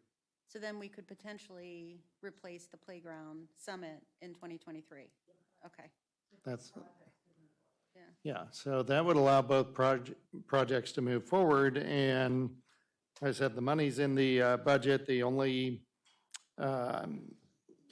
shifting that we're doing is instead of paving the Wilson Trail this year, we're bringing that money across the fiscal year and using it toward the play place. And it's up to the council if they want to do that or not. I'm okay with it. I'm okay with it also, but I also know that trail needs to be redone if you've done any 5Ks or walked anything on that trail. That is horrendous. Yeah, I walked that today.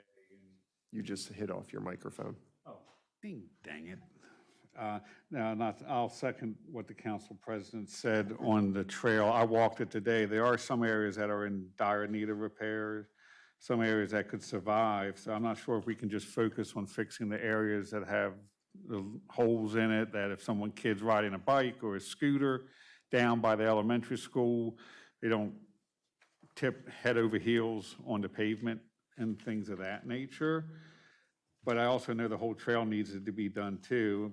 So I'm kind of like torn between moving the whole 88,000 over to cover, well, I'm not, you know what, it's like the trail needs to be done and people use it for 5Ks and stuff. I don't want it to be in such a, Well, so think about this. Ride a How- bike on it. Can we Yeah. wait 1 year on the east-west? Oh, no, that's not. The Prospect Pavilion, is that what it was? That's the Frederick County side, but I know where you're going, so I'll finish your I thought. guess that's a grant though, right? So it's not like we, could that pavilion wait a year and then we take that money and do the paving? But what I'm thinking is that we could use, and tell me if I'm wrong, we can use community parks and playgrounds and apply for re-asphalting the trail over in Watkins Park. Would that work? It would, I was looking on their website during the meeting, it looks like community parks and playgrounds, we would get one application. Okay. So we'd have to knock off the Prospect Park Pavilion and do that in 2024 or 5. And we would just focus on the Summit Ridge and the Western Rails Trails for POS. And then I see a figure in here for what you're talking about, Larry, for the repaving. Is that up under Rails to Trails east of Maine, and the note was 186K? under what line item? I'm losing you every time you cross a county line. Can community parks and playgrounds, can that cross the county lines? Because when we talked earlier today, you had community parks and playgrounds on Carroll. I did, and on Frederick, and then I went on their website because I was second guessing myself. Okay, And it says one application.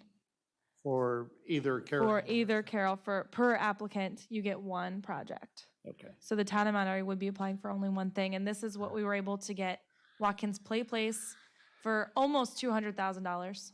No, so the first year we got, so we got it twice. The first year was like 200,000, the second year was like 170 or 180. Okay. And had I known there was going to be a phase 3, we would have applied a third time, but. And, yeah, I know what you mean. The mayor asked the same question I was going to ask about the community parks and playground, because, so it's one application for the whole town, no matter what side of the, Rails to Trails. I would think we would want to finish our Rails to Trails project. no, I'm Since we just have trying all to, that- no, I'm just trying to figure out, because it's like, I know the POS money we can get Right, Carl. on just Frederick one. and Carroll County side. Just, But then the CCPR or whatever is just one application, no matter where the project is. that's what their website says. Okay. Yes. Katie. Okay, so I added the 600,000 on the revenue side. Now I need to bump up this number. That is, sorry, I'm going back, but we kind of skipped over it. So right now for Rails to Trails West of Maine, which is the CSX property, we have 760,000 budgeted because we're getting the 250 grant. Then are we still applying for the Brownfield grant again, knowing that we can use, okay, so we're not, so I need to take the Brownfield grant out, but there's just a lot of stuff. Would you include the ARPA funding? So I have to include the ARPA funding, which is 600,000, and the 200,000 that you're going after for the open space. So that's 8, but then I need to figure out how much we need to take this down since we're not doing the Brownfield. Well, if you add the 220 to that, that's 980 Why? minus the 500. It's just 200. The 220 Okay. was separate. That was for Summit Ridge. That's fine. Okay, So add the 200 and then minus the 5, and you're at 260. But the thing with the Brownfield grant is it only covered 75%. So we beefed up that number more than, or maybe we didn't, I don't know. Okay, Keep it at 260 and then come back to us if you need something. okay, hold on. And then I did want to note, since we put in the revenues, that they are applying for the Summit Ridge grant, and that we'll do a budget amendment if they get it. I also put that note under Summit Ridge Park too.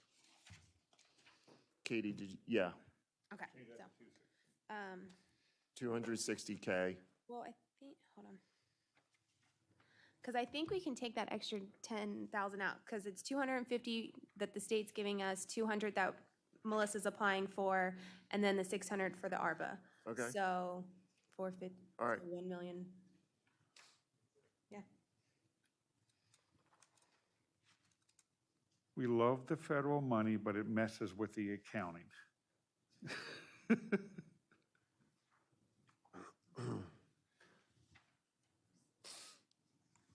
I have a question, and it's an overview question. Once we get through Parks and Rec, my question is, I'd like to see what is the total budget for Parks and Rec, which includes expected grants and then town contribution. And I want to be able to see what's the total budget, and then of that total, how much are we relying on grants and how much is it from town money that we currently have? So I will say that we try to put all of the comments, and when this gets passed, and you can look at those comments, and I'm sorry to say this, but I would just say there's no easy way. You just have to look at the comments and add up with a calculator. Okay, good. And Because here's, we don't do grants separate from line items. We put it in the comments with the, in notation of that we're hopeful of grants, in addition to whatever else, do some subtraction, but look at those comments. okay, do we know? Because that's gonna be a ton of work on accounting. Can we go back to Watkins Play Place and the Wilson Trail, because we haven't finished? We haven't gotten to that page. It was all Watkins tied Park in is on together. page 9. We're still on page 8. Okay, but it was all tied together. Yep, I understand. I haven't forgotten about it because I was looking for it.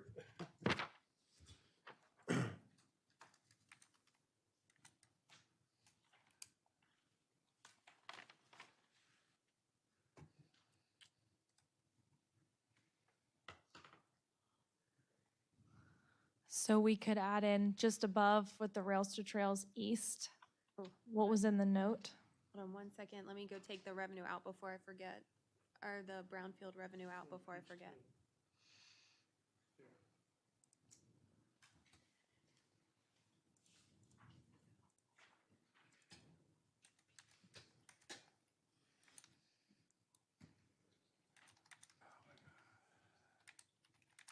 Anybody need to use the restroom? Okay? I'm serious. Yeah, it's gonna be, we still got a couple other I'm things. sorry, Melissa. I'm just trying to keep it short. I'm not gonna go. Go ahead. Wheelhouse. We all need a break right now to just, Go ahead. That's fine. yeah.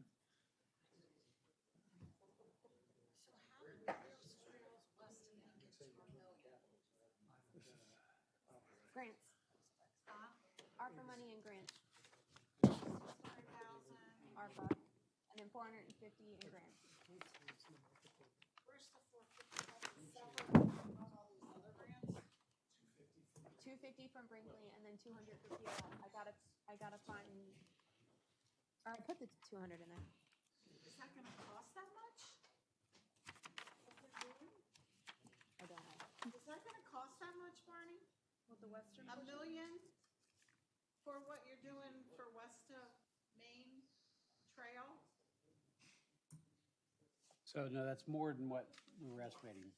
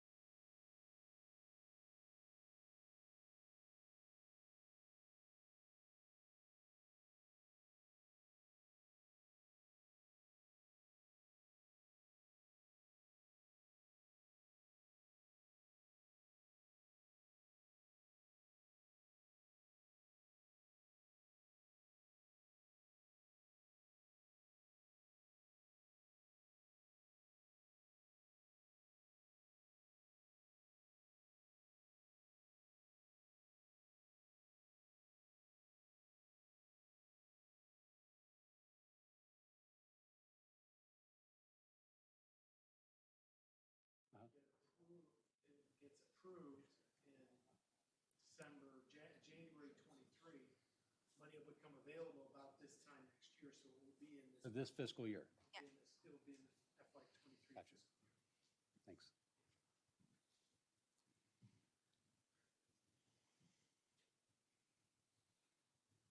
I'm clear. I was gonna say, my portion that we're looking at as far as capping wasn't gonna be that much. Yeah. But that was right. It was a couple 100,000 extra for other things going in afterwards. No, I'm fine, as long as you're clear, the counting's good. I know everything, you apply in one, you get it at another, and everything else, so You added this one. it's I like was just gonna suggest this 180. shooting ducks or whatever you want to call it. It's all a moving target.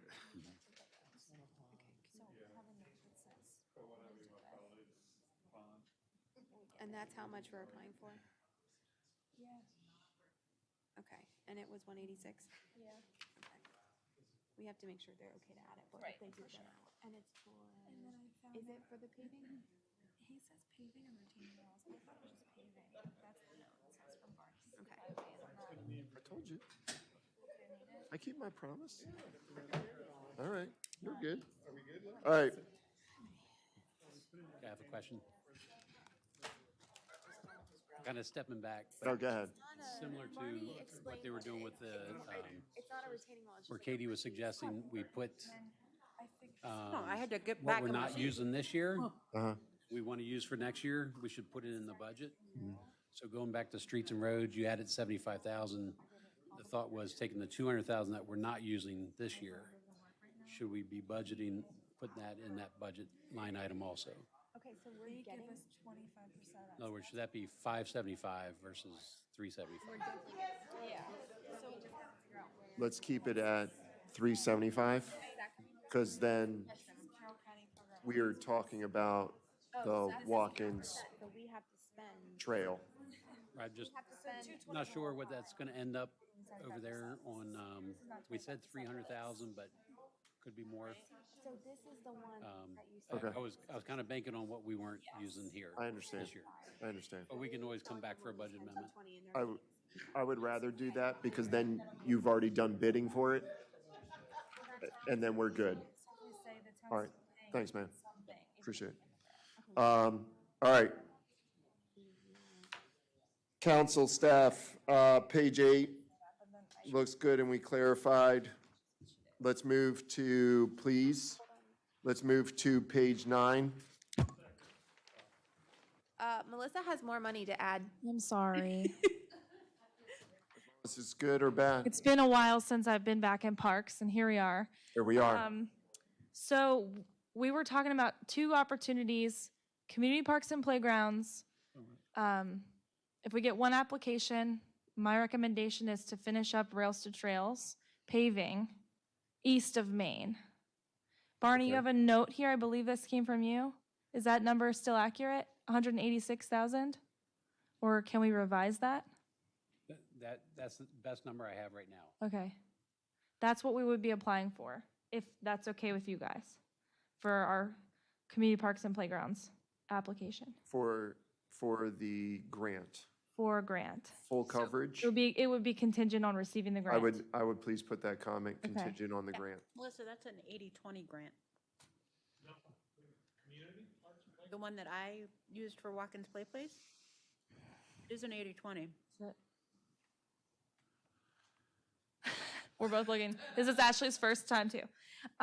Yeah, okay. So, I mean, but we'll still have a note contingent on, Yeah, and we can get as much paving and.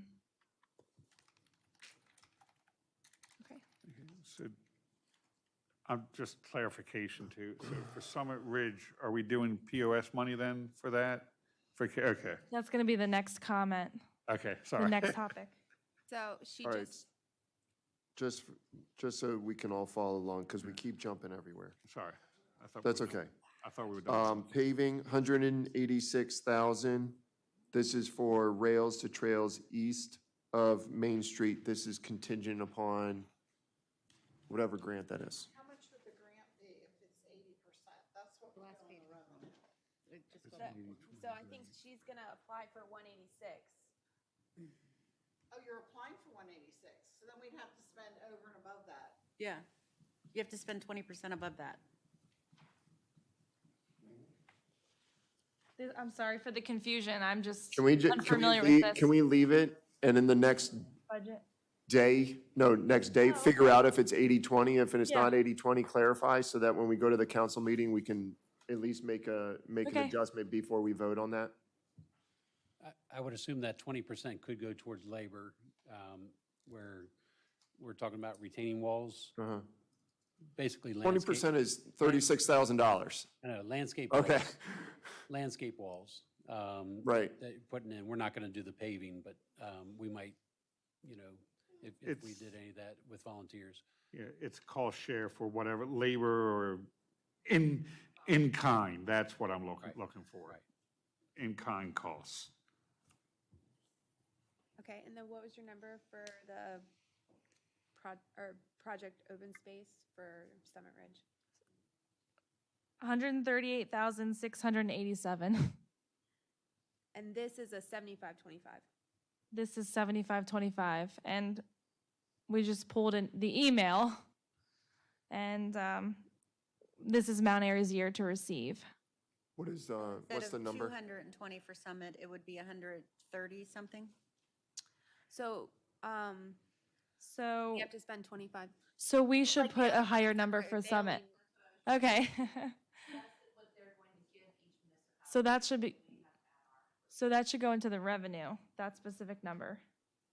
Right. And then the project itself can be whatever that would be, 180,000. So Melissa, why aren't you reversing that? Why aren't you going for POS for the paving on the trail because it's less? And then go for the other grant, which is you can get more from. Do you know what I mean?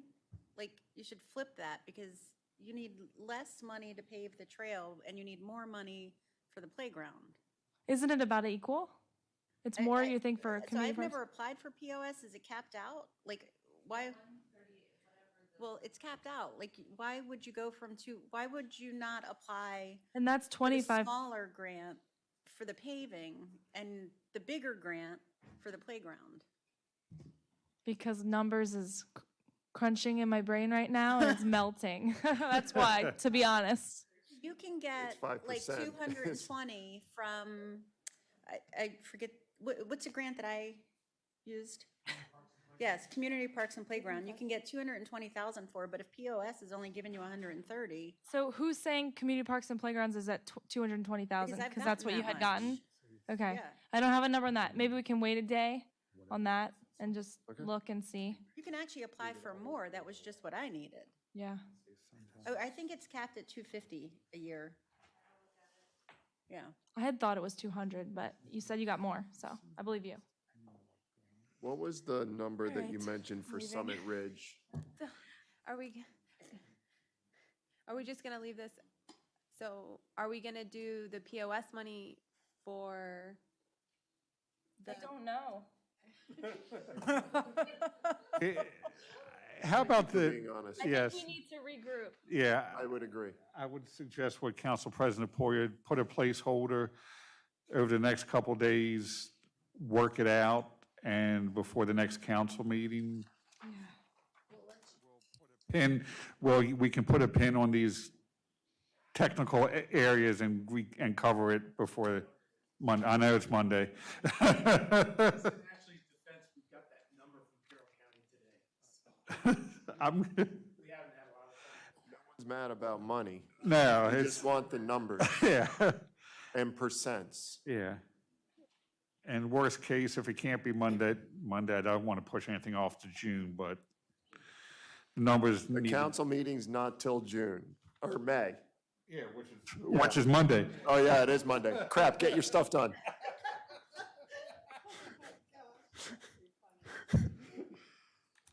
Page 9.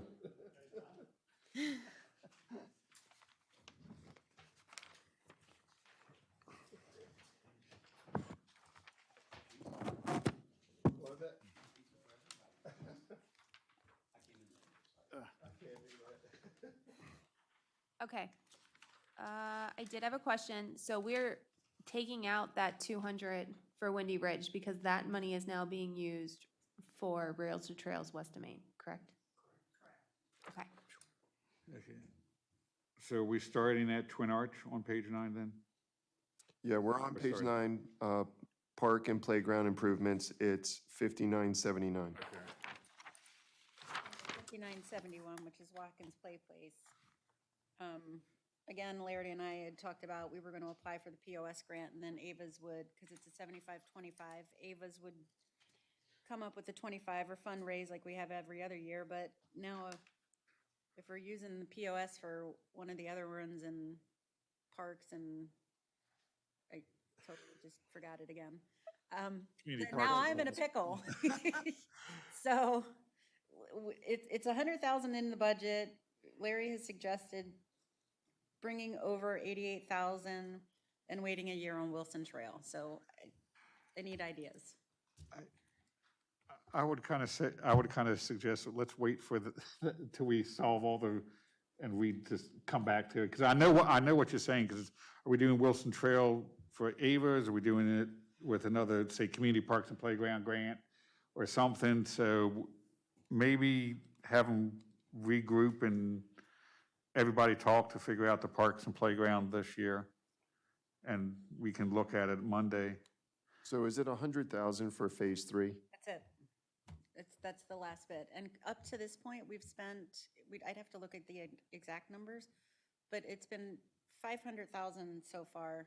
And other than what, some of the paving, the town hasn't paid for any of it. I don't like leaving something, I mean, you know, there's things that you do leave undone, but then there are certain things that you can see the end of it, and. Let's just finish it. You know, and my feeling is, let's just knock this doggone thing out. I mean, kids are loving it, it's being used, it's, you know, we got a pavilion over there, we created something really nice, and my feeling is, go ahead and spend the money on it, and let's get it done. But I sure would like to see Ava's with their fundraising, Oh, absolutely. you know, continue to put toward that. And if you're willing to put 25,000 toward it, then we can knock that number down to 75. And So that has to, oh, no, if we're not applying for a grant, it doesn't have to remain. Then you can knock it down. No, because how it works. No, you can't knock it down, because how it works, like, so technically with like this year, the playground is installed, but I don't have to write the town a check until the end of the fiscal budget. We are like this close to this year's, like, this phase financial budget, meaning I will write Shar a check, it's 30,000, or not Shar, the town a $30,000 check before June, but just having that little extra time to write the check makes me. is like, the easier. Oktoberfest, is all that going toward the playground? Yeah, so it's half, it's 50-50. So last year, we each got 8,500, each organization. And then we have Ava's 5K.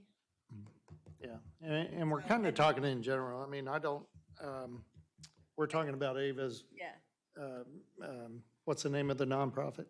T21, Ava's The T21. Ava's T21 Foundation, so. I don't think we have that in as a revenue this I year. don't think we put it in because you have to So we fundraise put the it in money. for You have next a, year. yeah. Right. So I think when we were doing the budget last year, if I remember correctly, we didn't want to commit you to, you know you're going to, but I think we're gonna have to do a budget amendment to add it to. To accept my 30,000? Accept your 30,000, because we didn't add it, because you didn't want to commit to 30,000 and then not have it. No. And it's not in the budget as revenue, so you can put it in next year. We've done it like So you have, We did the, First year, I wrote a 75,000 check. and we had to do a budget Right, amendment oh, to add okay. it in. This year I have to write a 30,000 It shallow would- check, and then next year we're planning on writing a $25,000 check. okay. All right, so, you know, as long as you're writing a check next year, and you offset it to the maximum amount possible, and I keep saying you, but I want to say Ava's T21 Foundation. It's not you, it's Ava's T21 Foundation, because, you know, I think that's the proper way to phrase it. So I would just say, let's leave it at 100. Councilwoman Reed and Avis T21 will write the town a check to complete the playground. We'll get it done. There's no line item for the path around Watkins. It's Oh, the walking park, trail. walking Oh, trail. everyone called it Wilson, and then Yeah. I'm not even looking at Wilson. It's called the walking trail. Can we put a note in there for 2024 so no one forgets? Well, can't you just move that That's what I was trying to figure. over? But see, the 88,000 is going towards that. Tell the asphalt people, tell them to do it. We got the money. Yeah, but Brian, is there, that's what I was trying to say. The web we've weaved right now, before we start, let's figure out how the web is weaved. But I agree with the 88,000, but I thought we were going to apply for a POS or let's just say, some form of grant for upcoming fiscal, for the walking trail, or is that not off? Okay. No, they were talking about applying for a grant for Summit Ridge Park and Rails to Trails. Okay. The walking path has nothing to do with Rails to Trails. It's just the 1 mile loop Yeah. that goes around the park. But there are sections that I would classify as potential hazards that.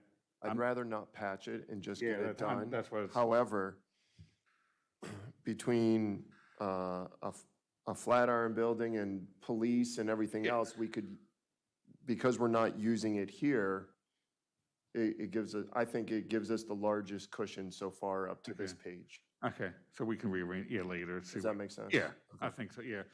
So, Moving on. well, I got one question. Okay. It was brought up earlier, the 5979, the Twin Arch Park fencing upgrades. Do we need to add anything for this upcoming fiscal year, or are we going to are we going to try and get it done this fiscal year? I would say, so in the Parks meeting, it was kind of just brought up as something to be aware of, like maybe the residents that live there, like meaning in the future, we might need it, but it's not needed at the moment. So I don't know that Brittany Manor has complained. they haven't complained yet, but I guarantee you they're going to. Yeah. I'm looking at Councilwoman Galletti, and she just got the big bite of pizza in her mouth. So what do you think about this? That or hear my stomach growl. Well, we're the ones going to get the phone calls. Have we gotten any complaints from the residents? I mean, you go out there, I mean, the houses are new, so nobody's really complained at this point, but I can assure you, soccer balls are about to go through some windows. I think the sooner we handle this, as opposed to having to deal with it mid-year, I think we ought to get the fencing up there. And sooner is better, because if you wait and all of a sudden I think residents will start trying to micromanage the project and tell you how to design the fence and where to put it and how far away it should be. Is this on the upper soccer field? Both soccer fields. The one lower, though, has a fence that's, I don't want to say Encompasses 12, but it's probably 10 foot high. Because I used to practice on that field. I don't believe the backside does. The backside does Not not, but there's have- no house right there. It just goes to the roadway. No, I think, when I say backside, it's not the basketball court, it's the other end. I know that, yeah. And I believe there are a couple houses back. The houses have encircled the whole park play area. Mayor Hushhour, Yeah. am I imagining it, did we get a price in for the fencing? Yeah, the cost estimate, Melissa, you got that today. 12-foot fencing, right? 37,000. It'll be 37,000 if we do it in July. He says they've been going up about 2 to 3% every 2 weeks for their price. So today's price is 34,000. And that is for the backside of lower and the backside of the upper. Yep, both of them. For 34? 30. Today is 34. If we're looking to do it in July, add 10%. So that'll be about 37. Okay. All right, I'm fine with that. What's a safe? 40? No, it's the same line item this year. No, it's, You're- they're talking about Twin Arch, I not. know, but in this budget, it's, in the document, it's in the same line item. Oh, yeah. You could reallocate the pathway money to do the fence before the end of the fiscal year. This year, it's all. Can we get a bid on that, the same line that item. fast? Next year, every park's separate. We could probably, it's 15 days, right? Oh, I see what you're saying. This year's budget has them all under one line? We can have it at the Yeah, we June didn't- council meeting. Yeah, we didn't separate them out until then. Okay, We but, keep them that way for us in the Do it general in the budget, June. but Do it not in the in June? budget. Yeah. Start tomorrow. Okay, we'll do. Do a bid for the fence this year for the, because we have the 88,000, we know that it won't probably go higher than 36 to 40, and we'll just get it done, we'll have it budgeted, and they can get it done whenever they're ready. At the council. Sounds good. Sounds good? Has to be before, completed before June 30th. yeah, I don't know if that's gonna happen. I don't know what the fence lead times are. Yeah, It says Usually there's You some only need lead to be time. invoiced and paid. Don't, you only need to be invoiced and paid, right? Really? Oh, Yeah. It wouldn't get completed in that same month Yeah. if we award it. From other companies, just one. Oh, we need other bids anyway. See if you can make it happen, at least, and then they can discuss the reallocation on Monday. well, it's not on the agenda. It's not on the agenda for Monday, and, A reallocation within the same line item, the council member liaison just needs to bring it up at the council meeting and notify the council that it's been reallocated within the same line item. We were gonna do this, but we're doing this instead. well, And then you wouldn't approve, like, most likely she wouldn't have bids for you to approve. It's getting too complicated now. Yeah, it doesn't need formal approval. I think it's, All right. I think it's too late for this year. yeah, so. Let's take 40,000, move it to the fencing for Twin Arch, and then June 30th, start doing bids. And then that gives you some play. If it goes up past the 34 or 36, you have up till 40. Does that, We can bid it during the month of June and then That's be fine. ready Okay, to award all it in right. July. that's fine. All right, I'm okay with 40,000 for the fence. Everybody okay? I'm going to do it back to you. Mayor Hashar, are you good with that? You can just thumbs up since you. why did you do that? That's the one comment I wanted because you worked so hard on the budget. My only question was, is the mayor okay with it? Because he's done all this work with you guys on the budget and cutting and trimming. And the minute I looked over, I was like, no, just thumbs up. You good with that? Yeah, I think so, because I'm afraid that if we don't take care of this fence now, we're gonna be dealing with it in the fall I agree with you. or the midsummer. All right, so we're just essentially reallocating 40,000 out of the 88,000. But that's for the next fiscal year. All right. All right. Hold on. Go ahead. Hold on, sorry. If we're taking the way I'm understanding it, I'm not knocking anything the way it was done.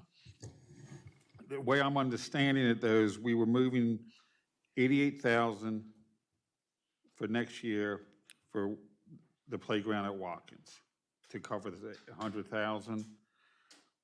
To add to it, do we need to find other money to cover the 40,000 we just took out of the 88,000 we're transferring? It's like, we're not really moving it. Okay, It's just in one year, and now we're putting something in another year, but it doesn't get moved. all right, It only gets moved within the same year. okay, I'm fine then. All right, Wildwood Park improvements, Windy Ridge Park, all zeros. All right, page 10. The continuation 5961 capital purchases, zeros. Oh, no, we need to add in signs. Just add in 50,000 at signage. We'll only do it for seed grant. Oh, I'm sorry. I No, wasn't, that's not in parks, it'll go in community. yeah, I Sorry. wasn't there yet. That's okay. Sorry. Can we go back to page 9 real quick, the Windy Ridge Park? We got the 200,000 there. I think that needs to be removed. I did. He already did it. Oh, okay. All right, gotcha. Thanks. Yep.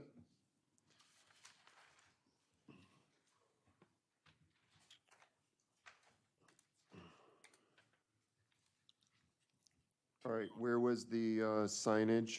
Page 11, Um, community development and planning, correct? That's page 10. Oh, page, whatever, okay. So it's under the first one, 5961, and there's a line there that says signage. So would it be 58,500, or would it just be 50,000 total? Because you you have 85, yeah. Just 50,000. Okay. Is this a grant? And then what is that for exactly? Directional signs? Right, so we're looking to improve our wayfinding signage into downtown, so doing an audit, staff doing an audit of what we have currently, north and south and main streets. This is kind of small, but making it look professional, like the P. Currently, everybody says, do we even have directional parking? It's there, it's faded, it's kind of run down looking, just something that looks nice, that's all consistent, that points, getting folks to go down to South Main Street and not just hang out at Old Town and look down and decide they don't want to go down. That's been a complaint from many of the business owners. So directional arrow signs, basically putting a design together Okay.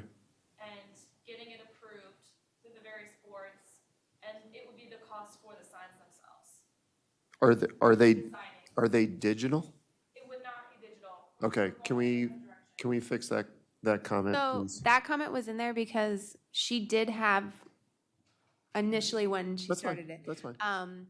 She had put money in for digital signs, and then we had taken that out, and then that's when it went down to 8,500 for non-digital directional signs. And now this grant opportunity came about, so now we're doing that. But we're not doing digital.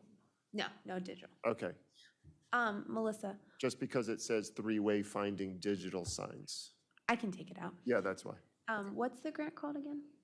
This one is the Main Street Improvement Program. After that, is everybody else good on page 10? Okay. This is just a summary page, page 11. Transfer revenue and expenses.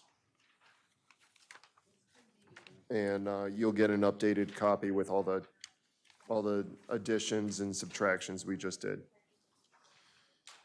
Right, slow you down just a hair. Absolutely. Just, if we don't get the grant, then I think we need to take that out. So- Yep. So just, it's grant dependent, that money.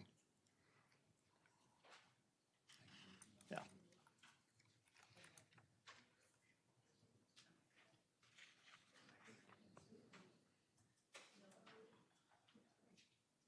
All right, thank you.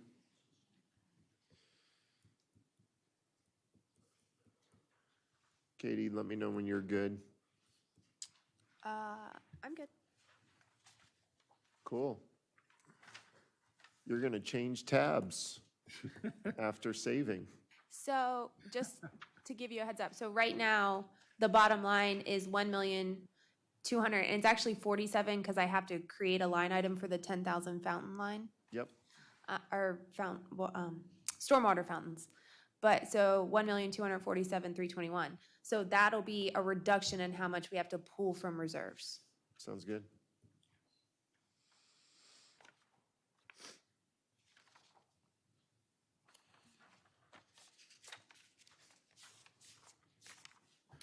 All right, we are making our way to water and sewer operating. We're on page 1.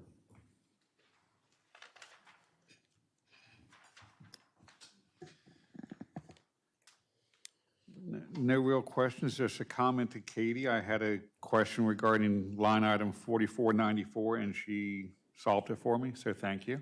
She responded back to me.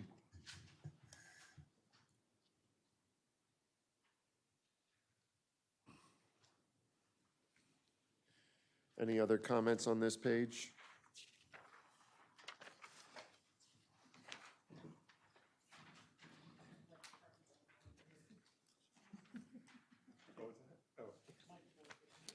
All right, moving on to page 2. I'm sorry, I do want to note something. So there is a small transfer of 22,214 from the operational savings account to cover the operating budget. We didn't want to, so the new meters are going in, and I have a feeling that we're going to find out that our old meters were not, keeping track of as much water as everybody was using. So, we did consult with the Water Sewer Commission and explain this to them, because they're the ones who would make a recommendation to you guys whether we need to raise water sewer rates or not. But I didn't want to jump the gun and have them recommend we raise it to then find out that our water meters were so old, and kind of a double whammy. So there is a transfer to cover operational expenses, but we might see with the new meters that it's not necessary. Right. Thank you for explaining that.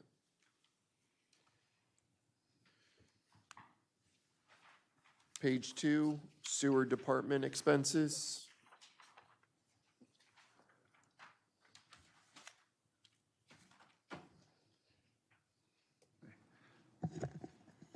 I'm good.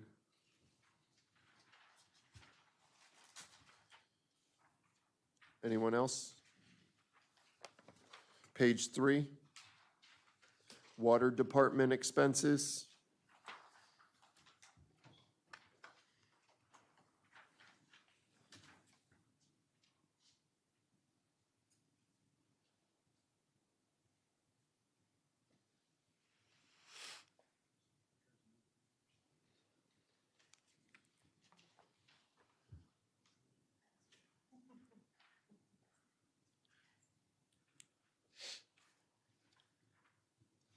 I have a quick Concerns? question. Yeah, Quick question. 5304, yep. it's the blue sub-item, water system maintenance and repairs. There's a note there, it says it was 200K, may have reduced to 120. What are we losing by going down to 120? So we're not really losing anything. The reason the numbers in the previous fiscal years are so high is because we had those bolt replacement in Nottingham and then in Twin Arch. So that's why those numbers are so high. We are hoping that we won't have any more bolt replacements, and the 120 is more around the normal maintenance that it has been in the previous years. Okay. What she said.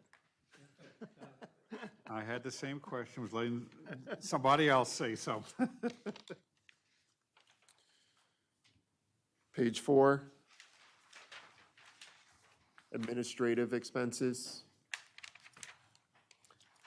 Question on 5306. It's the last sub-item, software and hardware maintenance contracts. So that's 19,315. Is this because of the new system? Yes. Is this going to be a recurring cost, or is this like a more because it's upfront the first year? Yeah, That's gonna be because it's a monthly fee on that. Okay, yeah, it's definitely a more expensive so software. we just need And that. this software is more interactive, where when it's fully implemented, Mary will be able to go on and read. If you say, hey, how much water did I use yesterday? She could go on and see it. Where with ours, we only know, Per they month, read right? once every quarter. And Right. then that's, Oh, okay. yeah, so it's definitely a more involved system. Okay, so we just need to plan that these are part of the new costs for Correct. how we're moving forward. And the 19,000 that's budgeted is the total cost for the year, it's not the monthly fee since, okay. Yeah, Just it's the wanna- whole year, not a month.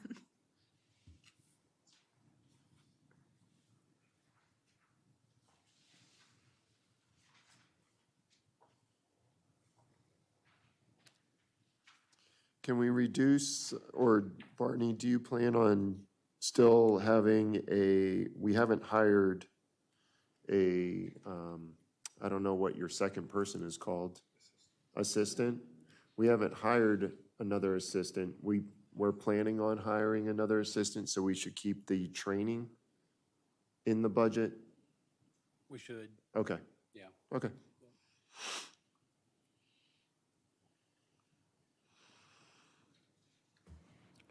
And I guess it's obvious, but I know what you're going to say, but item 5314, electronic payment processing, that's now 12,500. Is that going to be an annual cost as well? Yes, and this is, so if every single resident in the entire town paid their bill electronically, it would cost roughly 25,000. That's unrealistic. So that's why it's at 12.5. Plus this year, it's kind of a unique year because it's like halfway going in. So, but yes, that it will be the new annual cost.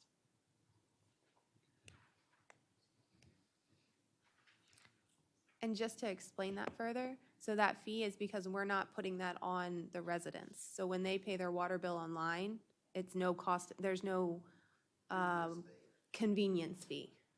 Yeah. Yeah, we thought that, especially during COVID, when you were trying to do hands-free transactions and everything, it seemed ridiculous to penalize the people who were paying online. So we estimated 50% of the residents paying online, and we're just going to absorb that cost of $12,500, and we can entertain it. Yeah, I would say kind of keep an eye on that number and maybe even consider, I know it is a convenience fee, but it also allows residents to not have to come in and if I want to pay it easier, then sometimes a convenience fee is what I have to pay to not drive somewhere. So Yeah. I think maybe I'm looking at switching that later on. I'm happy to re-entertain it next year. Anything else on page 5?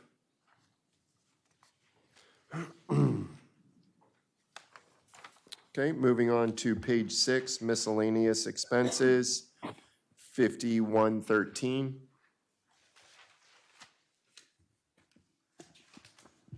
I think it's just pretty much summaries, isn't it? Looks like it. Yeah, I mean, the miscellaneous expenses are, like you said, those are ones that you can't really change. Yeah. And then the following page is just the summary. Yep. All right. Page 7 is the summary of the operating. And then we'll move into capital. And of course, the bottom line stayed 0 because we made no changes. We can't have that. We are starting on page 1 of the water and sewer capital budget, 4105.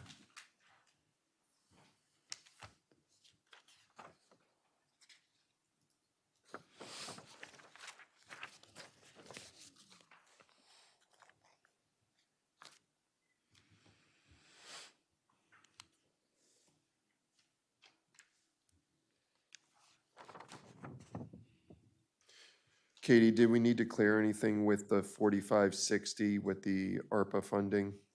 Okay, so that 229 is for projects that are not going to be fully finished from the first disbursement that are not going to be fully finished by June 30th. So we're just adding it to next year so we can finish up those. And then we did add from the second disbursement when we get it, we will need to use 505 to finish the water meter project. Yep, perfect. Awesome. We have transfers on page 2.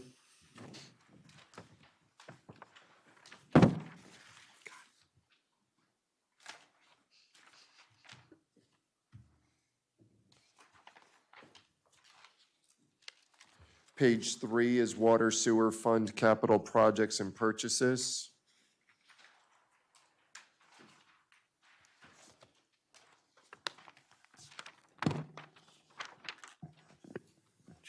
Just one question, wait till Brian finishes writing. What you got, boss? Just, man, on source system, the generators, replacing the oldest generator, do we have a delivery time, enough money in there if there's costs go up or anything on it? How much was in that line? It's like 65,000. It just says source system generator, the oldest one. What was the last one cost, the standard one? Is that 95 or 100? I believe more than that, yeah. But that was for humongous plus new That was switch. the larger one, right, and the transfer switch. Yeah, you probably want to tack probably 15 on that. We just replaced one down at Sewer Station 1, but that's the largest station we have. Everything else, all of our other stations step down on generator size. So 80? Okay. What we're finding out is when we go to replace our generators, they're no longer allowing us to hook back into our old switch panel. So you got to gut the whole system and start over again. Where before they would hook back into our switch gear, but they won't do it anymore. Okay. Can we make a change to the 65,000? And change it to 80,000? What number is this, Brian? The sewer system do we only have one? Correct. Okay. All right, thank you. And next year, we'll start adding in on the water side. All right. Thank you. Yeah.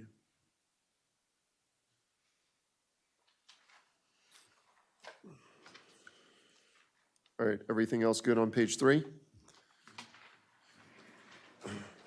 All right, moving to the top of page 4, which is I&I, and water system capital projects continued.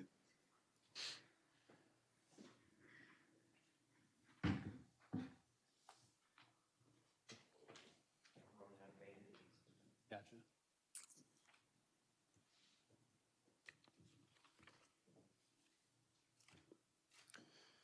Just one question on the line item 1935, well exploration and development.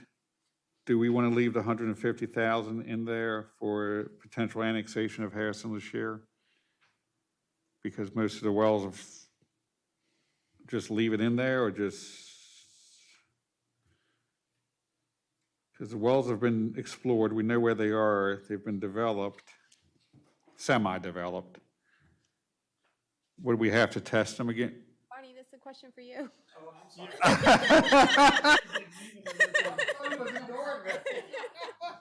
I think you got your answer, Carl. He's out the door. What was the question? I was thinking of something Brian had just given me. No problem. Thanks, So Marty.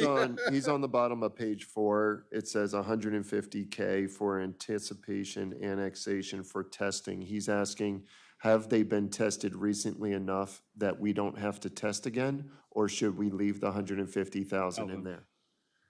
It's engineering too. Yeah, it says engineering testing, line item 1935, under H.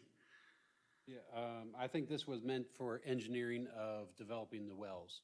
Okay, like the later half of it. Right, Okay. not necessarily retesting. If we retest, we probably need another 50,000. Okay, so we should just leave it in just in case. I'll add the note that it's for engineering of the wells. Okay.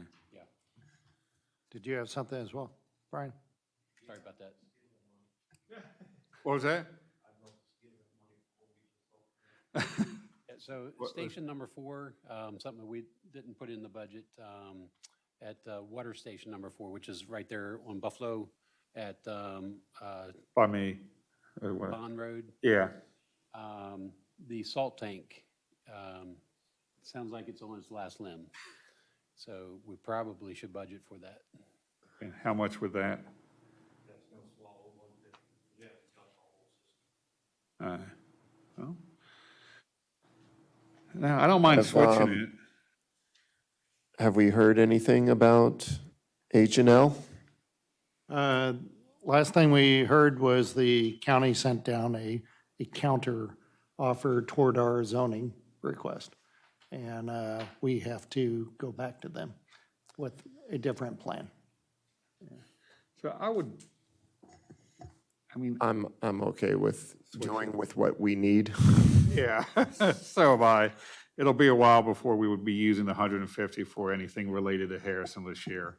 Yeah, I mean, if you got something you got to do on a well now, you got to do it, right? Yeah, Right, and I don't think you're going to be ready for that engineering.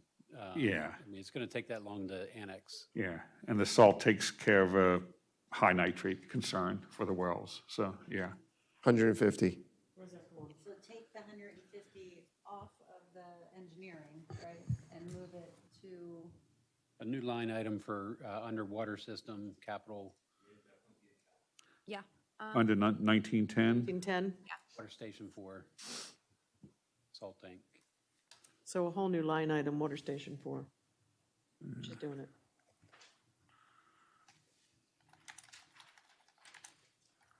Get her done. Water station number 4, salt tank. Yes. And that was not pre-planned or anything else, if people were wondering. Just coincidence. Correct. Yes. Correct. Yes, the amount, yes.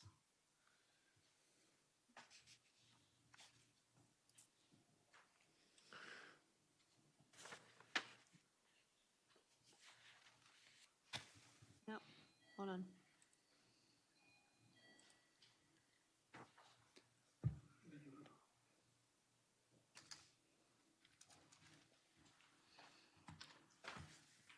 How are we only in the whole 15? Something doesn't seem like it's adding right. Something doesn't seem like it's adding. Oh, no, that it is right, because it was a wash. I know, I'm just waiting. My brain is mush. Too many numbers. You're almost there. You're doing a great job. Rather have my plane on fire.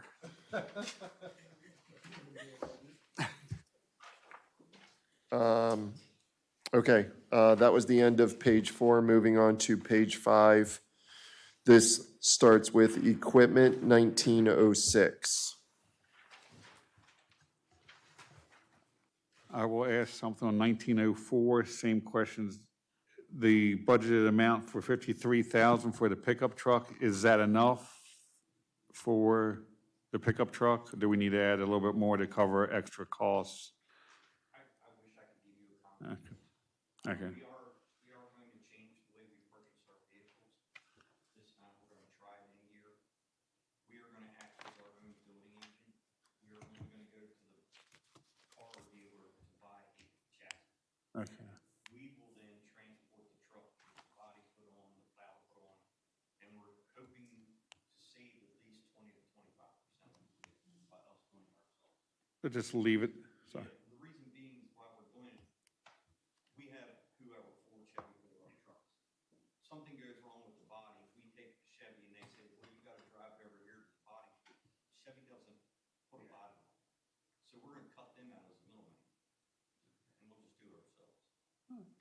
So, everything we get done right in Frederick, we already have a place lined up. All right. So we'll just leave it as is right now. If we need to change it, we'll alter it. All right. Cool, thank you.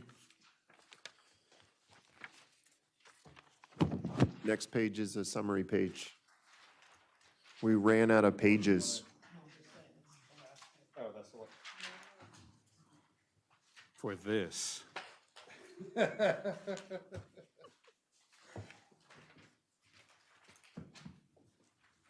Katie, good job staying caught up. Thanks. Thank you guys for being patient while I No jump problem. all around. Thank you, It staff. was just the You 10,000 guys from the did one good. other thing, right? Yeah, so I just have to add a whole new line item. Yep. To add the 10,000 revenue. And then I will reduce the pool from. Yep, that we have perfect. from reserves. And then And, then for this one, we will have to pull 15,000 to balance Yep. the capital budget. But that's perfect. And if you want to, after all the changes are done, if you want to send out just a PDF, no more printed files of this budget, please. And just mention the changes that were made in it or somehow. They're on your packet. they're all, I mean, all the changes are in the comments. Hand your packet. You wrote down everything. I saw you. Carl doesn't need one. Holly, just stand up and tell us. Make sure we go open to go close. We're going open to go close.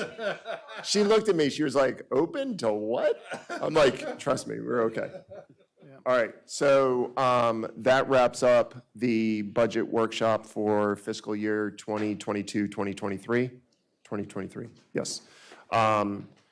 And we are now going to go into open session so that we can do a vote to go into a closed session to talk about salaries for town staff. Stephen, Councilmember Demoter? Aye. Aye. Aye.